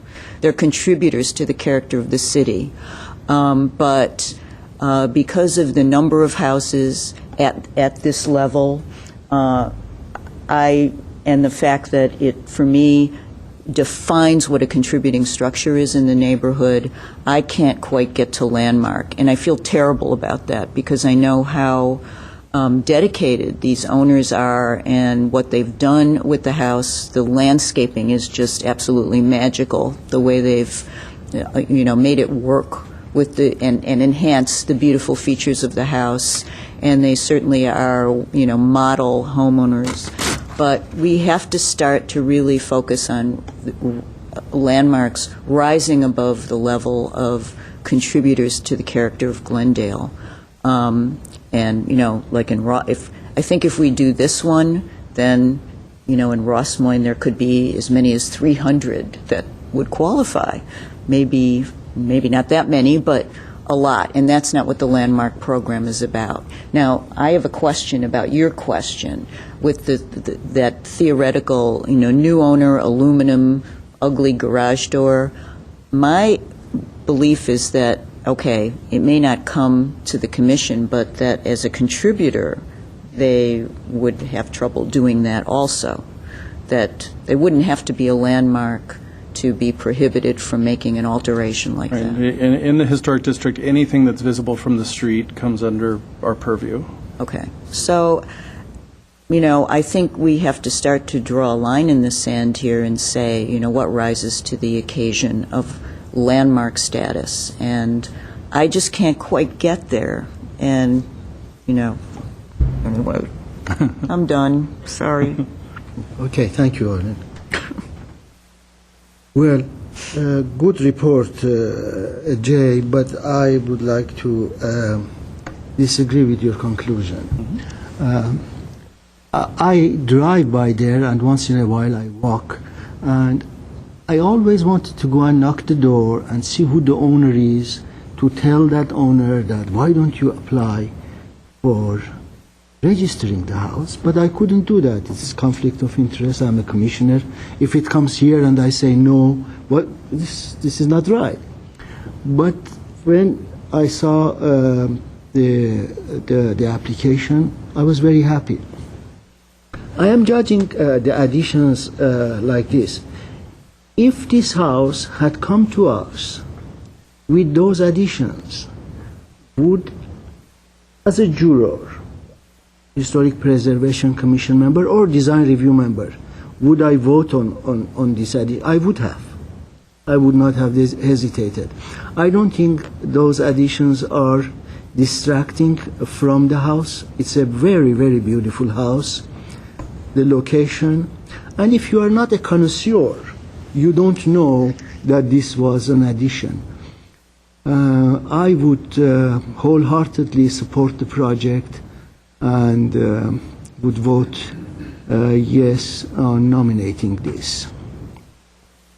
So, has everybody Mr. Chair, spoken? Can I ask a question, actually, Yes. to my both colleagues, Commissioner and Vidor? I agree with you, Ms. Vidor, that it doesn't reach quite that level, but it still has unique characteristic and craftsmanship that dates to that era and the period we're talking about. Now, correct me if what year was that built, the garage? That was built in I actually don't remember. It's been rebuilt twice, and I think the most Twice, but recent it's a one was late- I mean, it's a- 2001, Oh, 2006.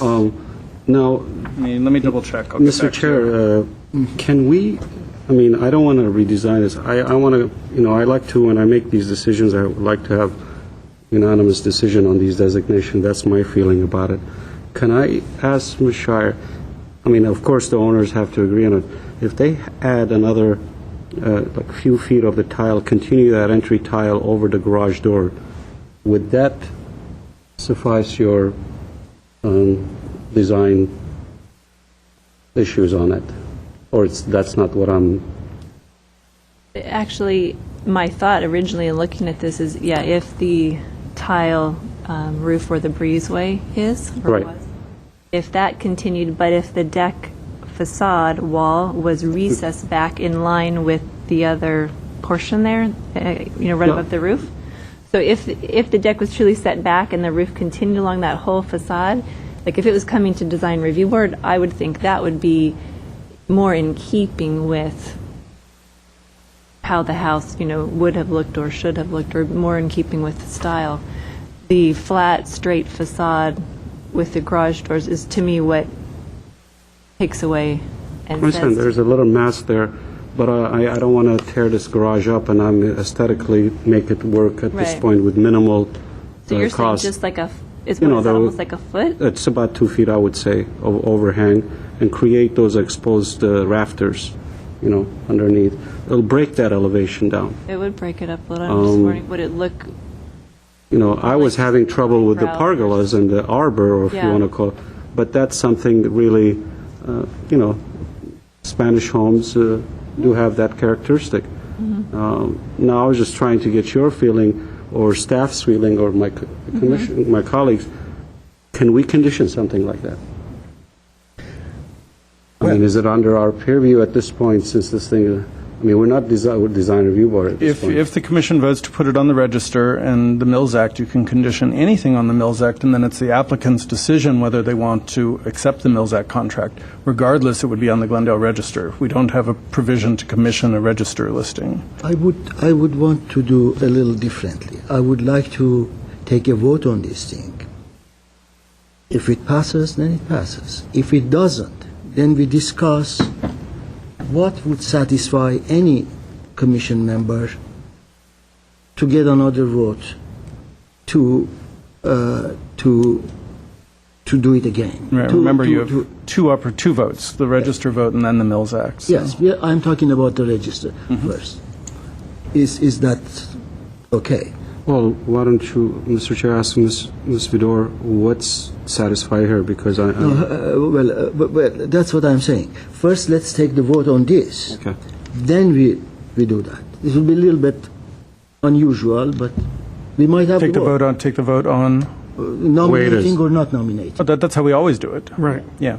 Okay. And I got the date information. It's 2008 for those 2000. changes. Okay. So,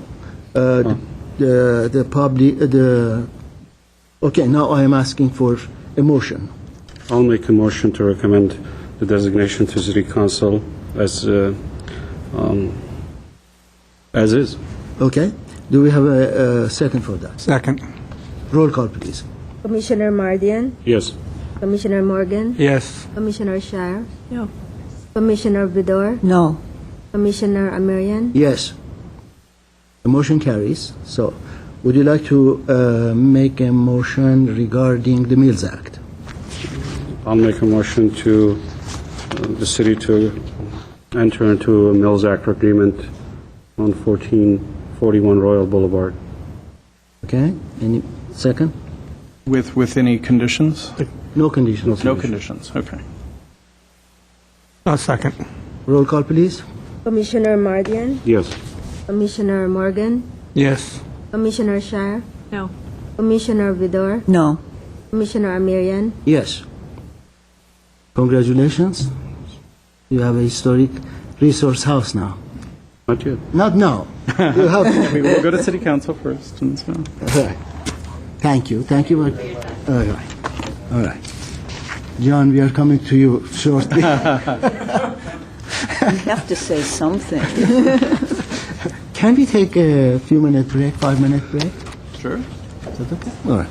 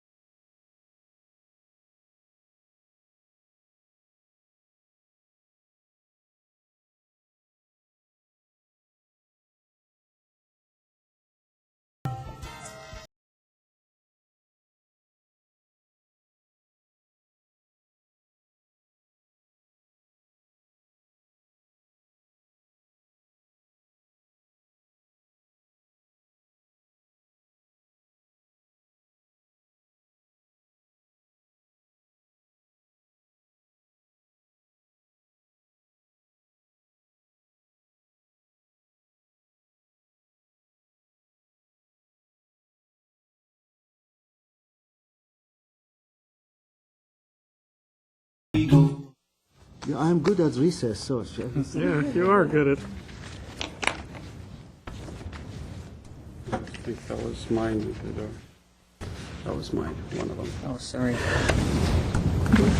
It's yours.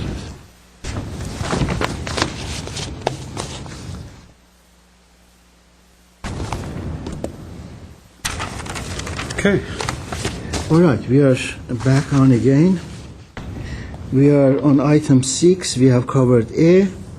6B, establishment of minimum age requirement for listing on the Glendale Register. Ongoing consideration and vote regarding possible ordinance change. Would you like to kind of update us? Sure. Last month, there were only 3 commissioners at the hearing. We discussed the 30-year age limit, but the commission decided to wait until we had a full commission to actually vote on it. At that point, several commissioners expressed some opinions, which I think we could kind of repeat those tonight if the chair would like.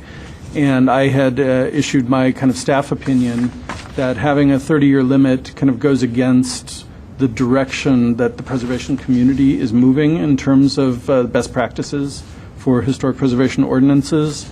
The thought is that in the past, the National Park Service required a 50-year minimum limit, which everyone saw as far too limiting, especially for resources from fairly recent past resources. Many cities do have a 30-year requirement, but in our general area, most cities don't. Los Angeles doesn't, Pasadena doesn't, West Hollywood, Santa Monica, there's no limit like that.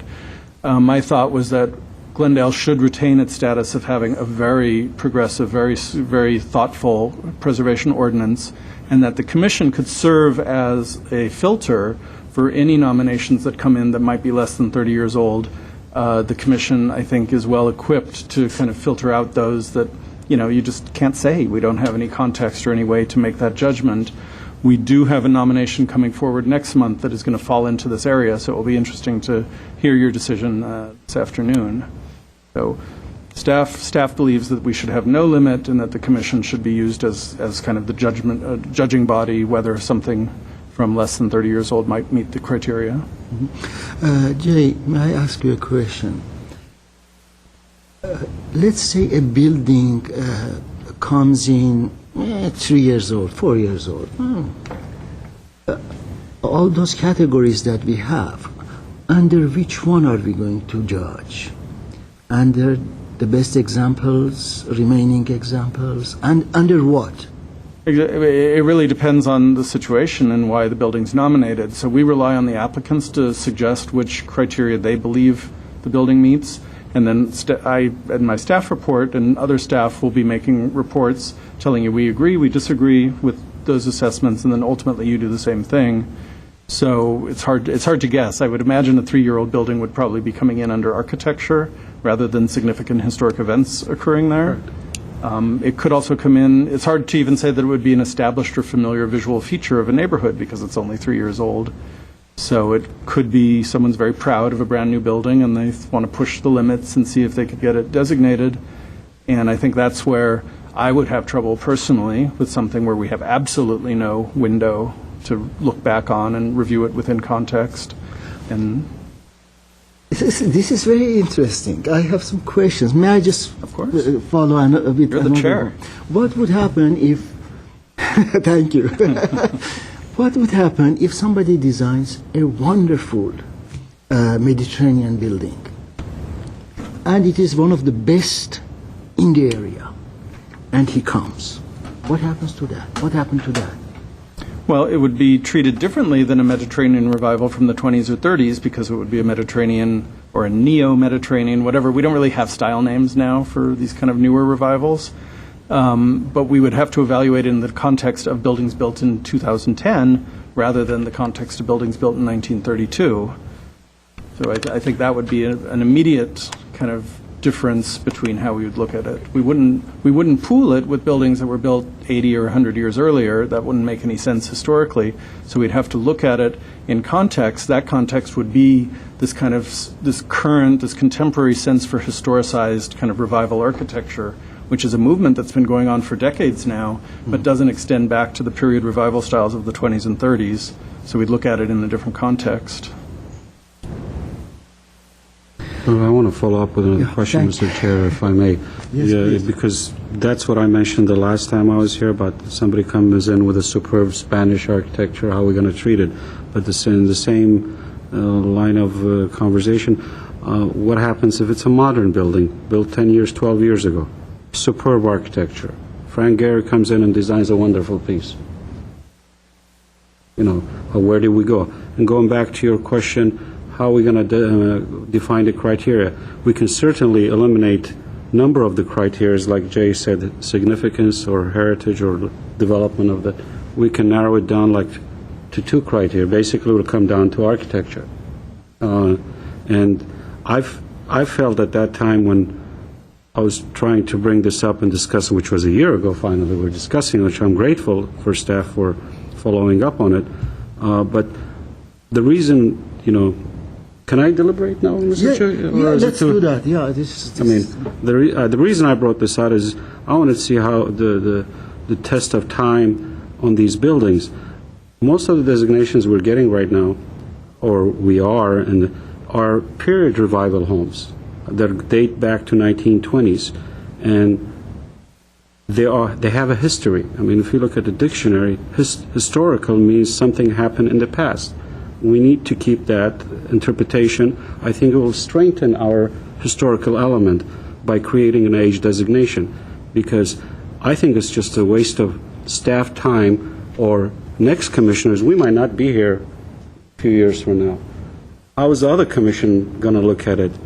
Maybe Jay will not be here and doesn't recognize, remember, somebody else won't remember the conversation that we're having today. Yes. So I feel we should strengthen our preservation elements by introducing a year age requirement for an application to come back.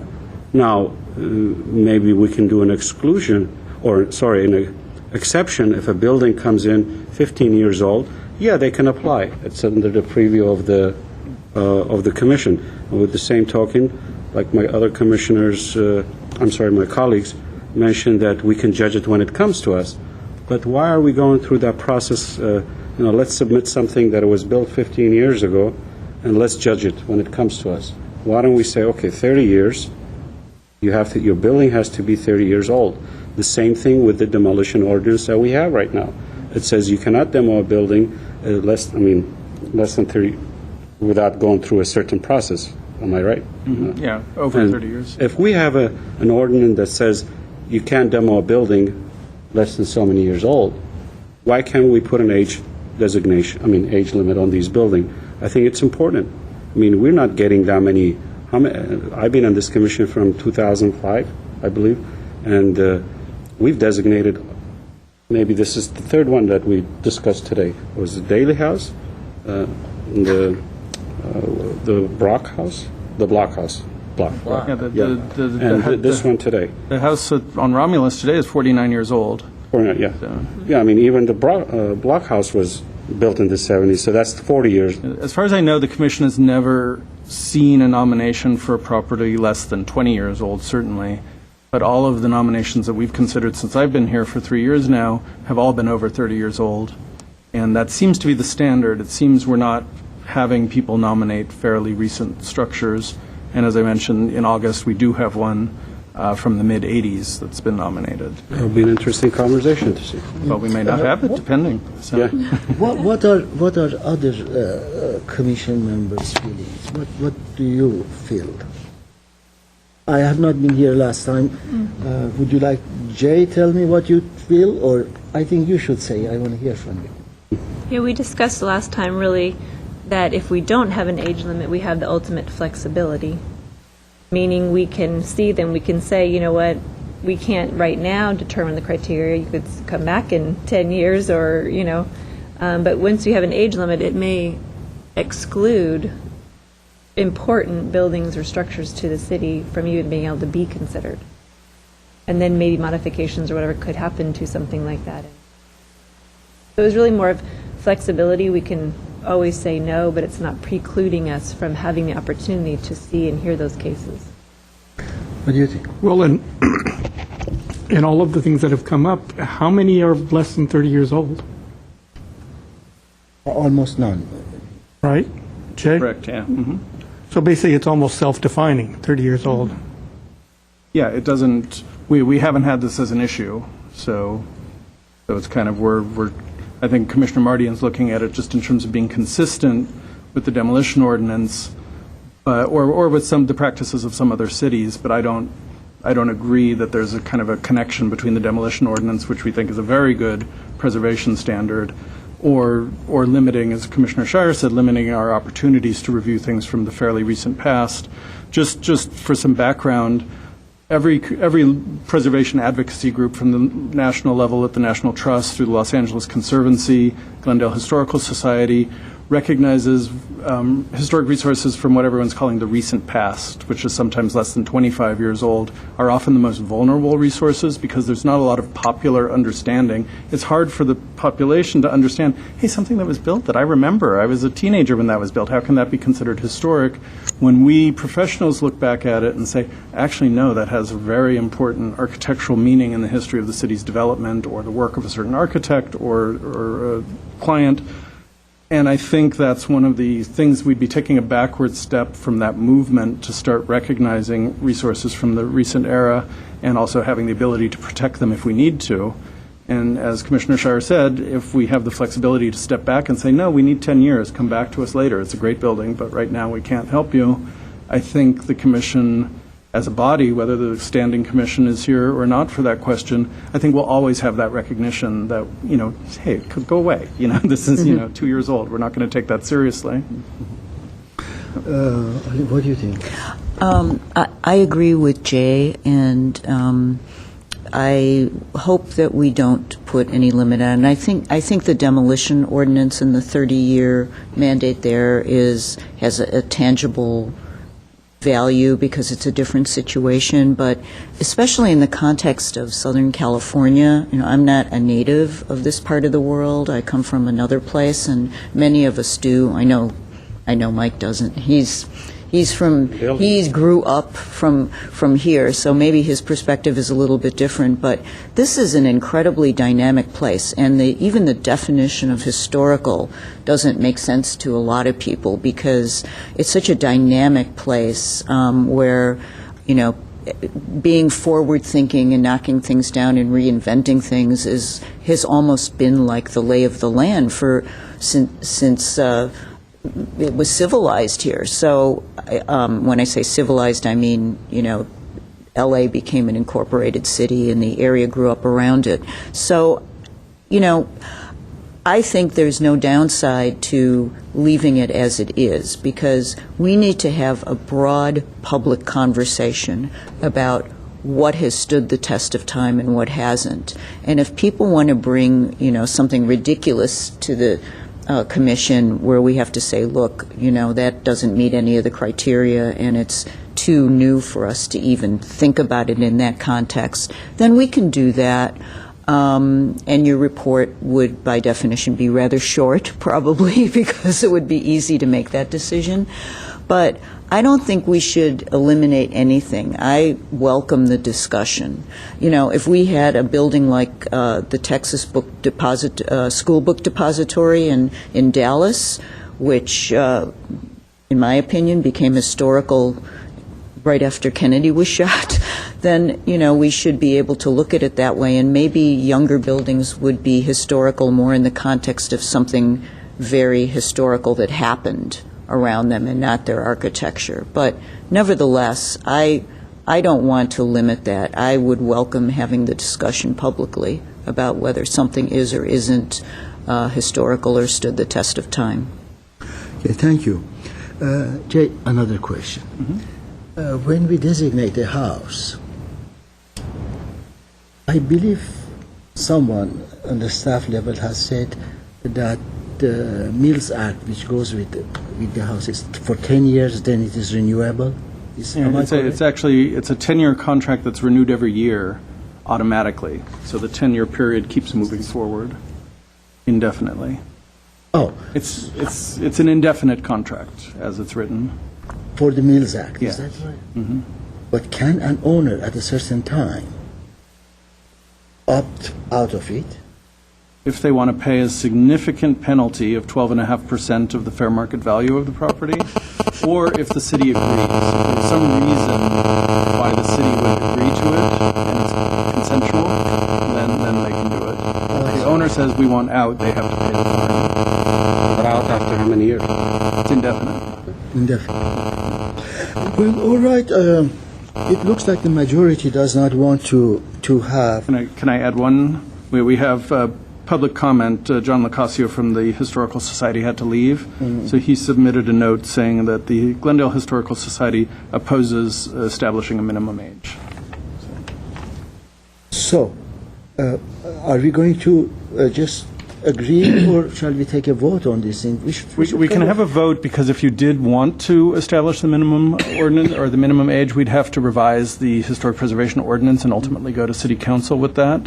If you decide not to, then we just let it die, but we should take a vote. So It looks like the majority is for not limiting and having a time limit for it. So we don't take any vote on it.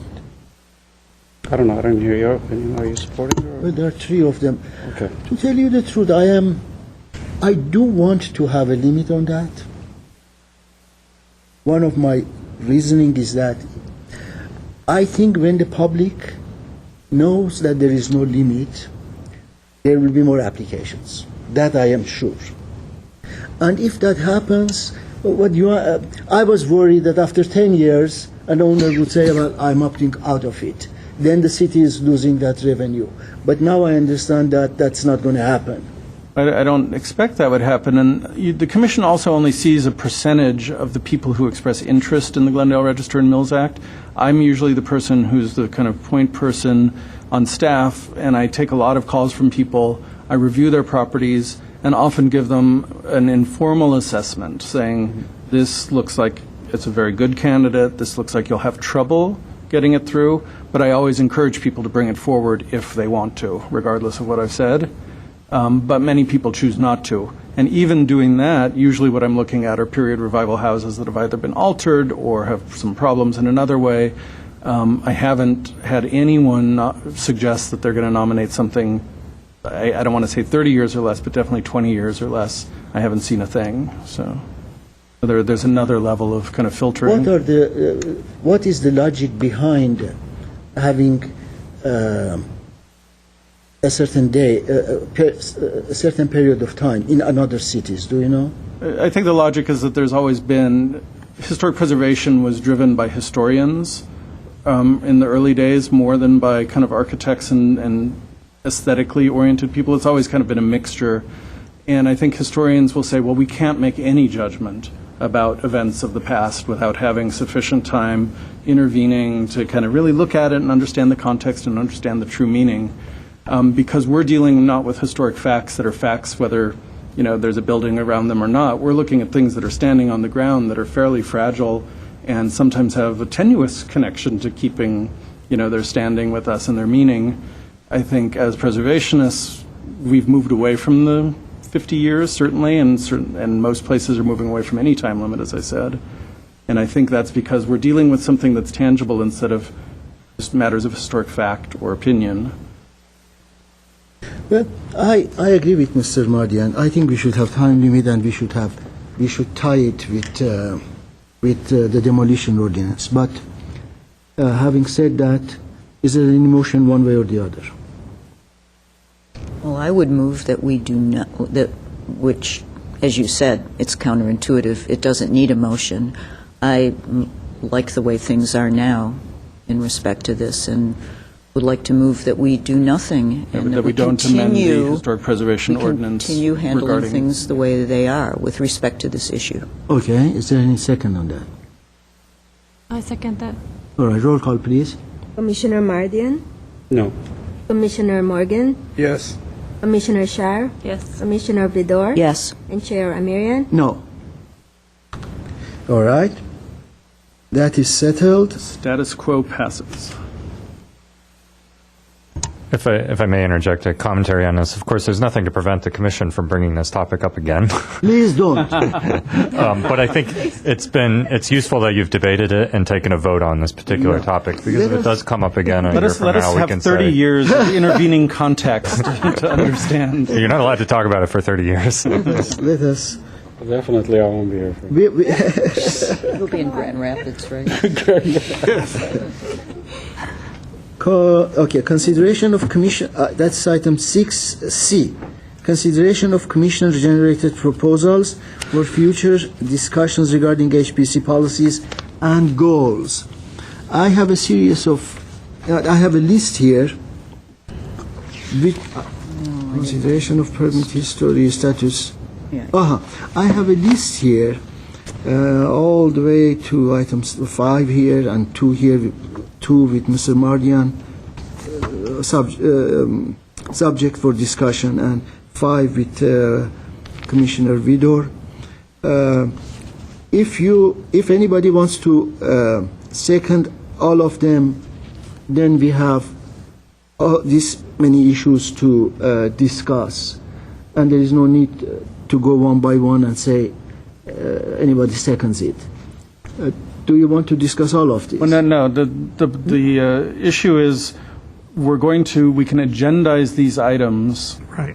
once we have clarification from the people who raise the issues. So today's discussion, I believe, should be the person who's raising the item can present to his or her colleagues what their thoughts are, see if there's a second person who wants to ask staff to agendize it, because many of these will require research or discussions with other city staff. So today's goal was to kind of get these cleared. There may be some things you don't even want to talk about and some things that you may want to actually discuss in the future. But what I was going for is this: if other commissioners from the topic, they already have a feeling that they want to follow this, we will eliminate discussion today. We will say, okay, we like to discuss any item, plan for citywide. Next time, that will be part of the agenda. Okay. Then Commissioner Vidor will start because that was it, and then we will just proceed, rather than doing it twice. Okay. Yeah, I understand. Yeah. If I may also on this, it would be useful for those topics that there's at least 2 commissioners Yes. for the who want to see it to also talk about the commission's sense of priority. Yes, So we we know, will do yeah, that yeah, as soon okay. as we. Is there any second for that? Yeah, that's good. Sounds good. As I chair, can I second it? I second all the items to be discussed. Is that okay? Yes, you may. Well, I had a couple of issues. I don't think it's necessary to discuss a couple of the items that Commissioner Vidor is. Okay. I had number 3 and 4. Well, you are in minority here because there is yes. Well, I don't know. That hasn't happened, but that's my feeling. You want to go all discussion? I'll be happy to discuss all of it. Do you want to focus If I could recommend, I do think there's some value in going down the items one by one and allow the proponent to kind of mention why they wanted to do it and see if there's a second opinion. That's fine. I think that'll help. All right. Item number 1 is consideration of permit history status with regard to Glendale register nominations. Now, Mr. Mardian, go ahead and elaborate what you want. So I think we discussed enough of it today, but I'll just reiterate. We've been discussing it actually for a number of meetings on a number of designations. I think it's very important to know what these buildings have permit for. I want to make sure every building that's being designated has permit for all the work that has done. I mean, minor work, I understand, but additions, window changes, garage, carport to garage, garage. I mean, I don't know if garage door requires a permit or not. I'm assuming it does. Yeah.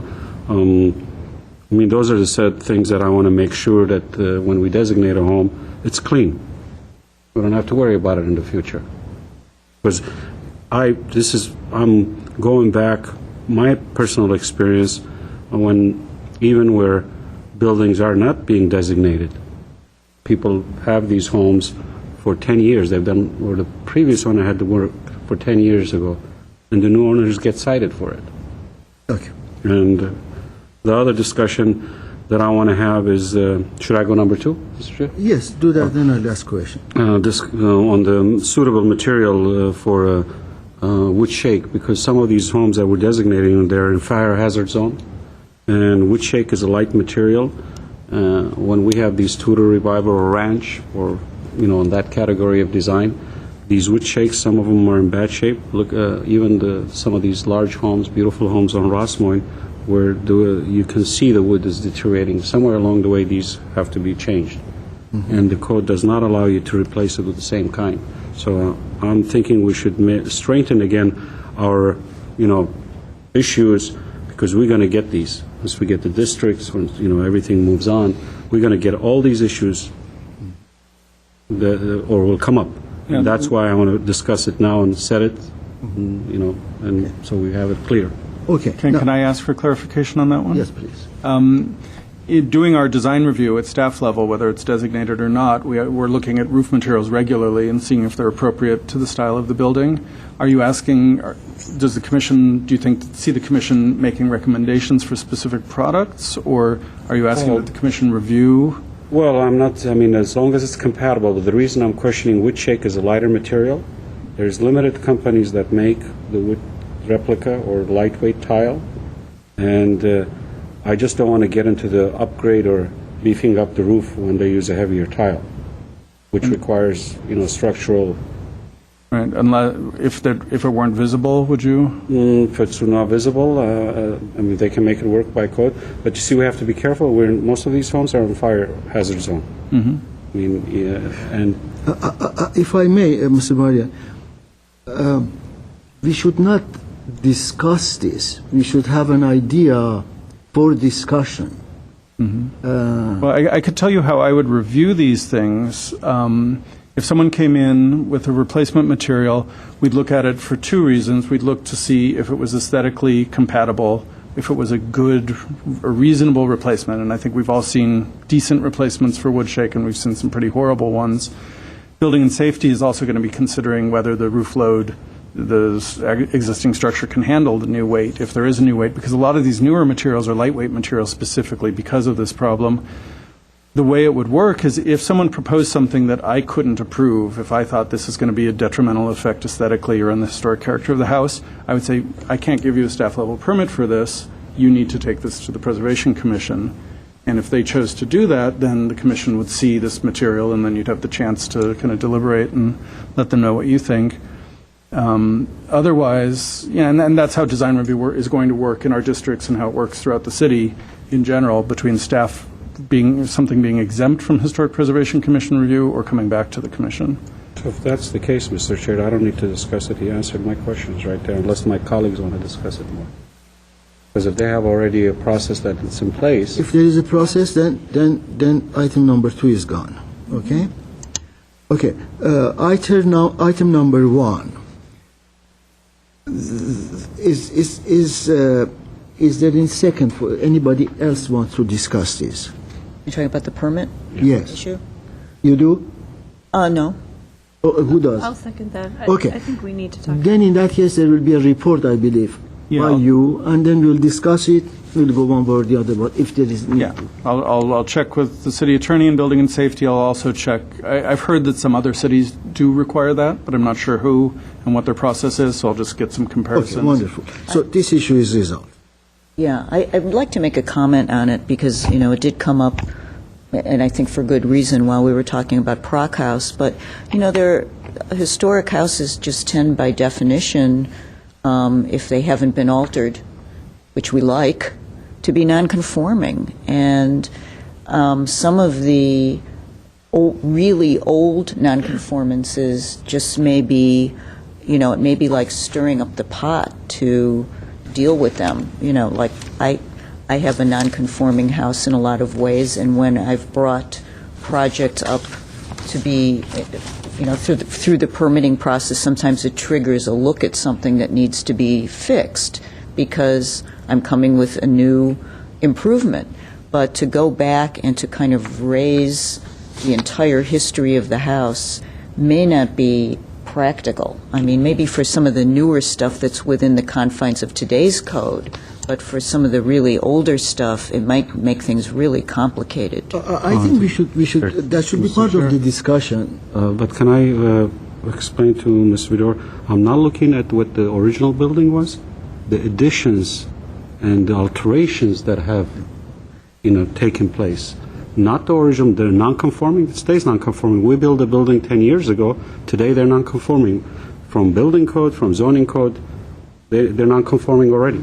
So, Yeah, the issue is clear. Let us not do things that we don't need to do Alan Loomis. just today. Well, not to beat the horse up here, I was simply going to suggest that I think this is actually more of a policy kind of discussion about the Commission's attitude towards this, since, and Mr. Mardian's kind of questions, it's sort of part of our staff report presentation back on this issue, can try and navigate the issues the Commission can consider between Ms. Vidor and Mr. Mardian's Yes. point of view. Okay, thank you. Ms. Vidor, these items 1 to 5, do you want to prioritize those with one? We are going to have one subject already. Can you do another one for next meeting rather than more than one? I didn't understand. I will say it in English. You have 5 items here. Which one do you like to see agendized for next time? Next time. Okay. Well, I think I would like to see number 2, which has 3 subparts, but they're all kind of the same species of item, is important to us, I think, as a commission. We have an opportunity to, do some things that will affect our interaction with the community and the dissemination of important information, outreach and education, and I don't think that's particularly controversial. It really just is a matter of how to go about it. So that could be a discussion. Then after that, I would say number 1. Well, we are going to do only one next week. We will go back and revisit this. I thought you wanted my priorities. Well, you said number 2 is your priority. Well, that's for next, well, I thought priority meant ranking. Well, I would want to see what you want next time, and next time we will have this. Oh, so we'll take it one at a time. Yes, that's my. Okay, next time, number 2. We could also ask today if any of the commissioners looking at this list feel that they would not support one of these, and then we can strike things from the list possibly so that we have. Well, that's fine too. Then commissioners may feel all of them are worth talking about. Okay. so. Okay. excuse me, Mr. Chair. So you want 1 first or 2 first? 2. Two is 2.1, 2.2, and 2.3. Okay, 2, this one, okay. 2. Okay. Now, in response to your suggestion, anybody does not want to see any of these items discussed? I don't want to see it right now, but in the future, 3 and 4. Want to see them struck. Yeah, because it's not relevant for me. I'm very adamant not reviewing the interior or making the interior as part of our review. I agree with you 100%. It's not. And the revisiting owner's consent, I want to keep it the way it is. Individual owners of the property will designate it. I don't want, I mean, that's my feeling, of course, of the public person or entity or a group pushing for a designation. You mean rather than the city taking like eminent domain? Eminent domain or an individual group or a society. It wouldn't be eminent domain, it would be any member of the, the way other public. cities work that don't require owner consent, any member of the public can nominate a property even if they don't own it. It still goes through this process. I would not want to change what we have. Okay, now let's do it number 3. The question is, it's not the burden of who opposes it, it's to see if anyone else agrees with Discuss it. If one it, other yes. person Okay. agrees, then we put Anybody it. wants to see discussion on for the interiors? Yes. You want to see a discussion on the? Okay, so that's going to stay. The other one, how about number 4?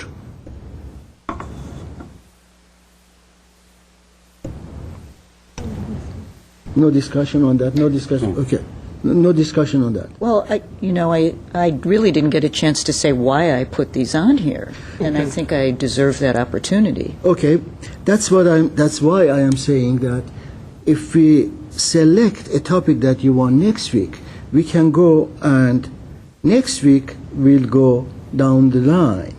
But today, I really don't feel that we should be here until 7 o'clock discussing a long list of laundry items.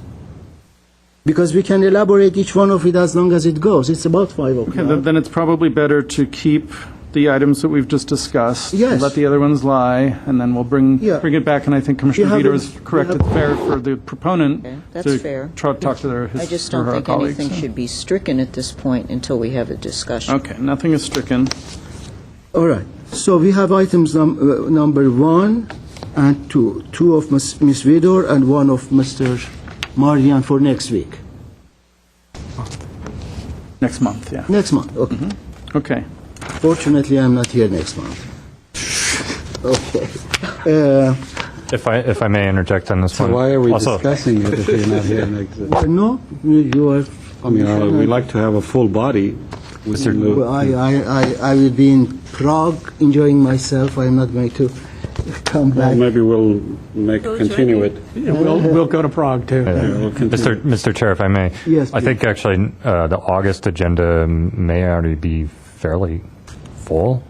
It's looking like it could be a decent agenda of actual topics for commission consideration. So if you wouldn't mind giving us a little flexibility that perhaps we may push both or one of these topics off until September. I don't have any problem with that. The people who kind of brought up the topics, they should or should not agree with that. It can be in September. I'm open if they have room for the agenda. If there is urgency of these things to be discussed next, They have room to put In it general, there. our practice in doing the agenda is if we have applications from the public, we prioritize those over ongoing commission discussion where we can always come back to it. So we'll just look and see what we've got. okay, it's okay with me.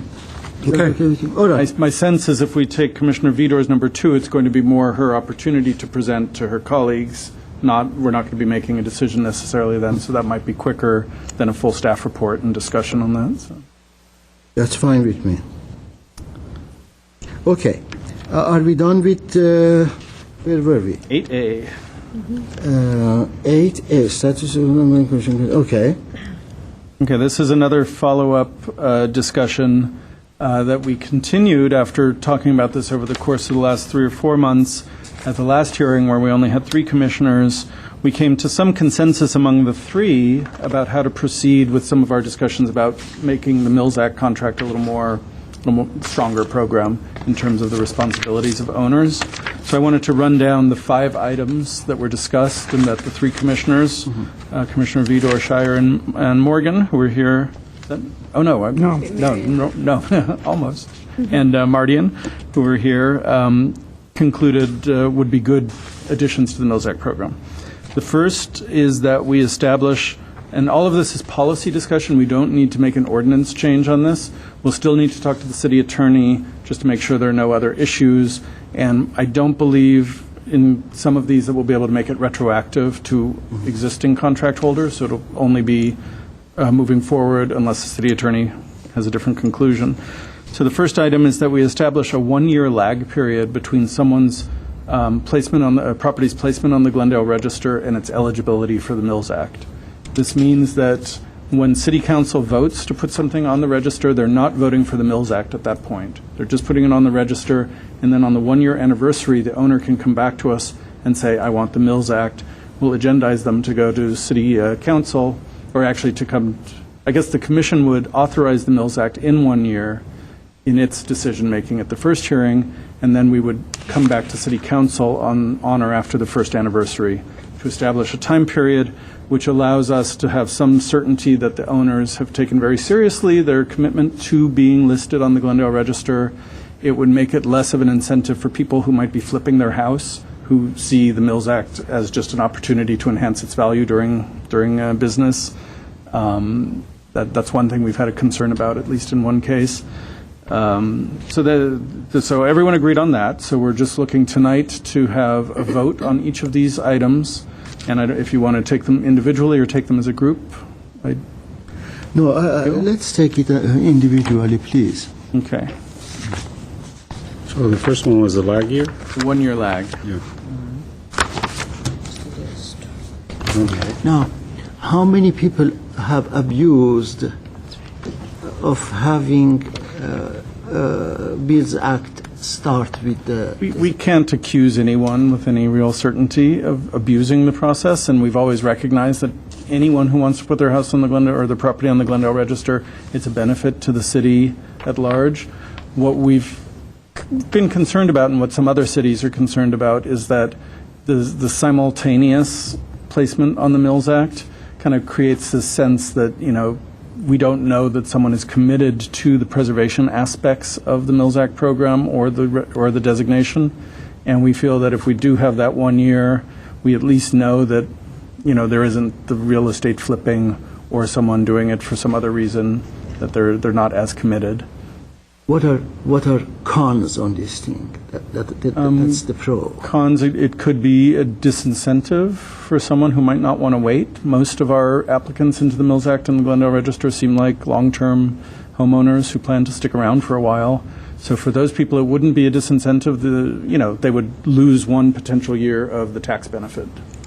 And that I see as their kind of give back to the city, saying, yeah, we're willing to lose that because we think it's really important that our house be on the Glendale Register, and then we're very happy to get into the Mills Act program after that.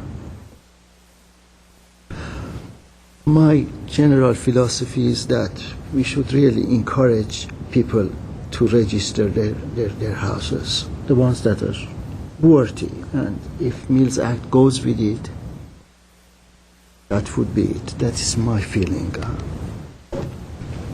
The more nominations and the more resources we have, the happier I would be. We've also had a recent commission decision with regard to the house on Cedar Hill Road, where the commission voted to designate the house, put it on the register, but to not extend the Mills Act contract to the owners.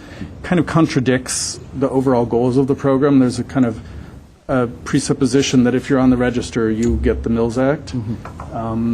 This gives us, this would give some clarity to that. I don't know that the way things are written or our policy is established that we should separate them. But by separating them for a year, it just gives the opportunity for the owner to kind of express their commitment to the designation and to the ongoing maintenance and, Okay, take votes one by one. One question, Mr. Chair, on the Cedar Hill one, was a voluntary not requesting the Mills Act? No. Was not? No. We No, the commission motion specifically said no. It was it was a strange hearing, so it kind of went all over the place. Okay. So, Really. but the thought is, if a property's on the Glendale Register, it will get the Mills Act if the owner waits this year, and it gives us also time to suggest if we saw that there were problems with ownership, if we thought that they may not be the stewards that they presented them as for whatever reason, we could at least come back to the commission and let you reconsider that. But That would we be a also- possibility. But we also can revisit the property if we do have the Mills Act. Sure, there's a strong enforcement component. So. Well, I am just one vote. I don't know how it will go, but I would want that to be concurrent. But Okay. then again, so if there's no other comments on that, why don't you take a vote on this? The vote taker is gone. No, Commissioner Morgan. We're voting on number one? Yeah. Yes, I agree. Commissioner Shire? I don't have the list. I don't have the list. I don't have the list either. It's in your package. Page 2.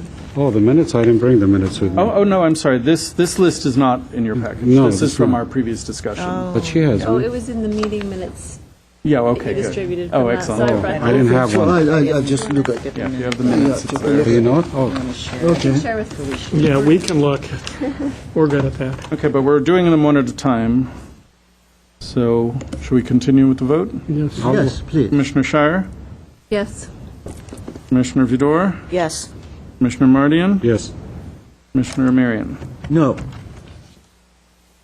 Okay, so that passes. We'll establish a new policy for the one-year lag, and I'll talk to the city attorney about when that happens. I assume it will be for any nominations that come in after this date.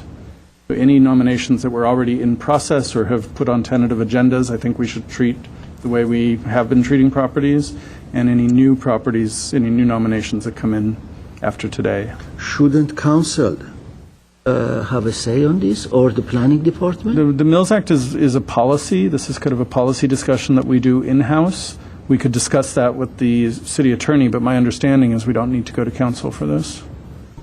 I was going to suggest, depending on the full commission discussion, that we may want to go back to council and consult with the city attorney's office to say the commission is recommending the following changes to our historic preservation practices, and we'll get the council's. I agree with you. I think you should go Yeah. to planning commission, then the council. I don't think we necessarily need to go to the planning commission on these. Okay, but- then the council, because this is a major decision. It's a policy change. Yeah, I would recommend we review it by council. Okay, so it's a vote of having that the lag Right. pending that the council approves. Sure. Correct.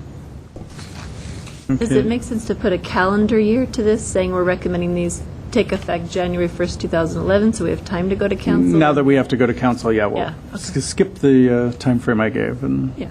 so likely it would be a calendar year. Just a question, please. One more question. What would happen if after a year, you suggested that they will come back after a year and ask for Mills Act? What would happen if commission says no? Well, the way I see it, unless there's been something horrible that's happened in the intervening year, it would be an automatic process that the commission wouldn't even see it again, and that we would just go to council with that. Then why should they come back? If it is an automatic process, why don't we make it easier for the applicant not to come back and after the year? Sorry, Chair, if I understood the proposal properly, the commission would still review the nomination and a Mills Act application Together. But it will- together, but the application would become effective for 1 year after Right. the council's action. And we could also possibly, we could take it to council, so we only have to go to council once. Once, all And right. we could put that time frame better. provision in Yes, there. all right, fine. Thank you. Effective a year from the date of Yeah, we could approval. say what date it's effective, and Yeah. then, okay.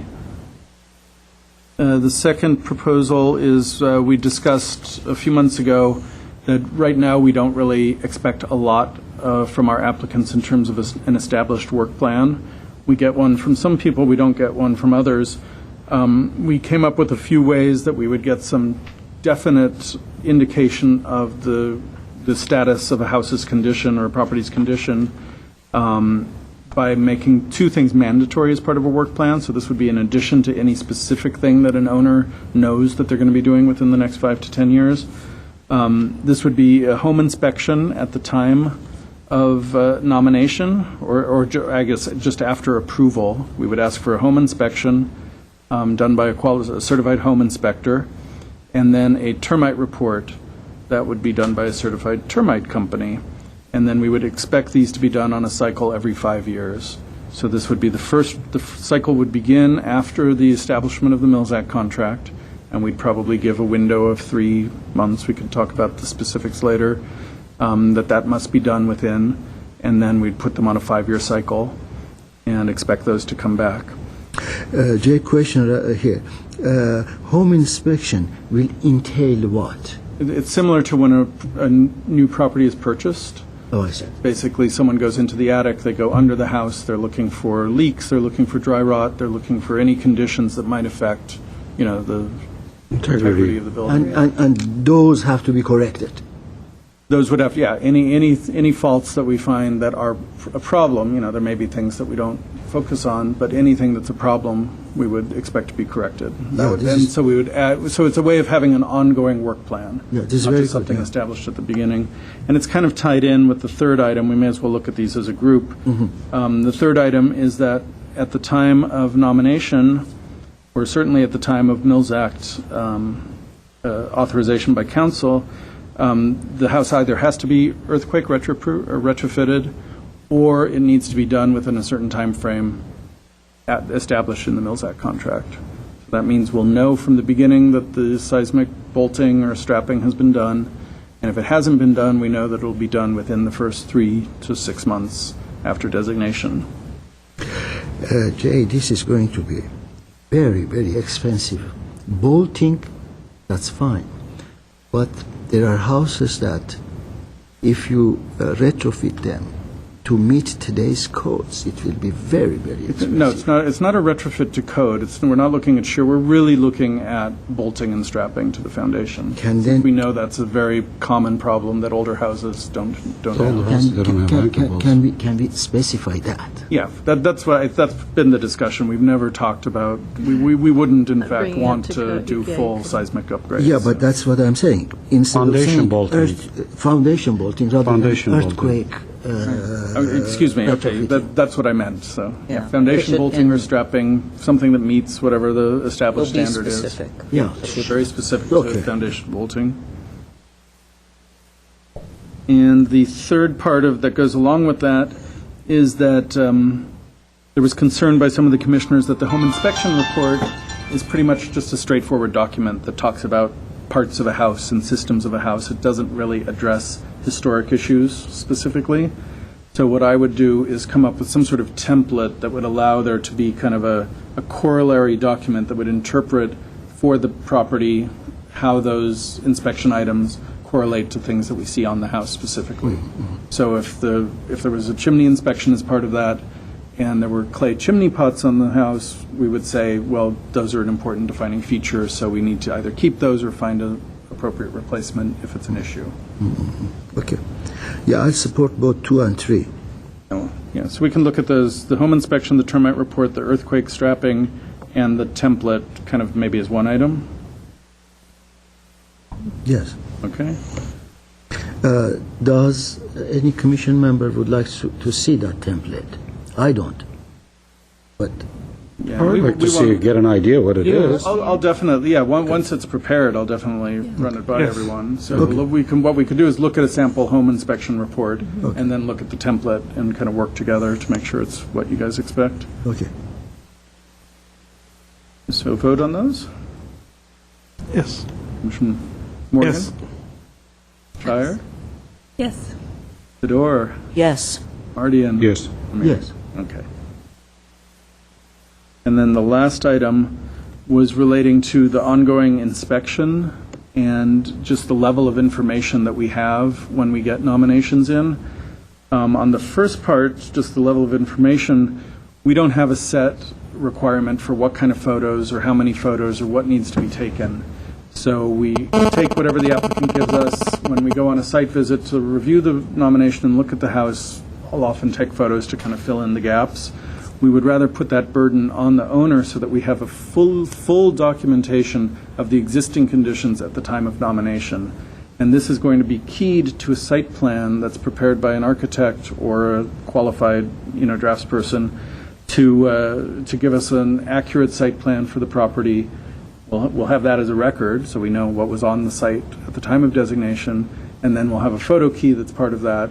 That will then be used for our ongoing review, so that every 3 to 5 years, when we look to see whether it's through in-person inspection or through resubmission of photos, which is another item that we're going to bring back as part of our ongoing Mills Act discussion, we'll have that baseline documentation, and then we'll have the site plan to use over the years. So this is kind of, a little bit of this is tied to something that's, I think, a bigger discussion about how staff is going to inspect Mills Act properties. But for now, we wanted to just get it out that we can put into the application that you are required as part of your application to prepare this site plan prepared by a trained professional. Yes, yes. Give it some criteria. I think that's a very good idea. I think so too. Yes, yes. So anyone not supporting that? Support it. Okay. Here. And that's it.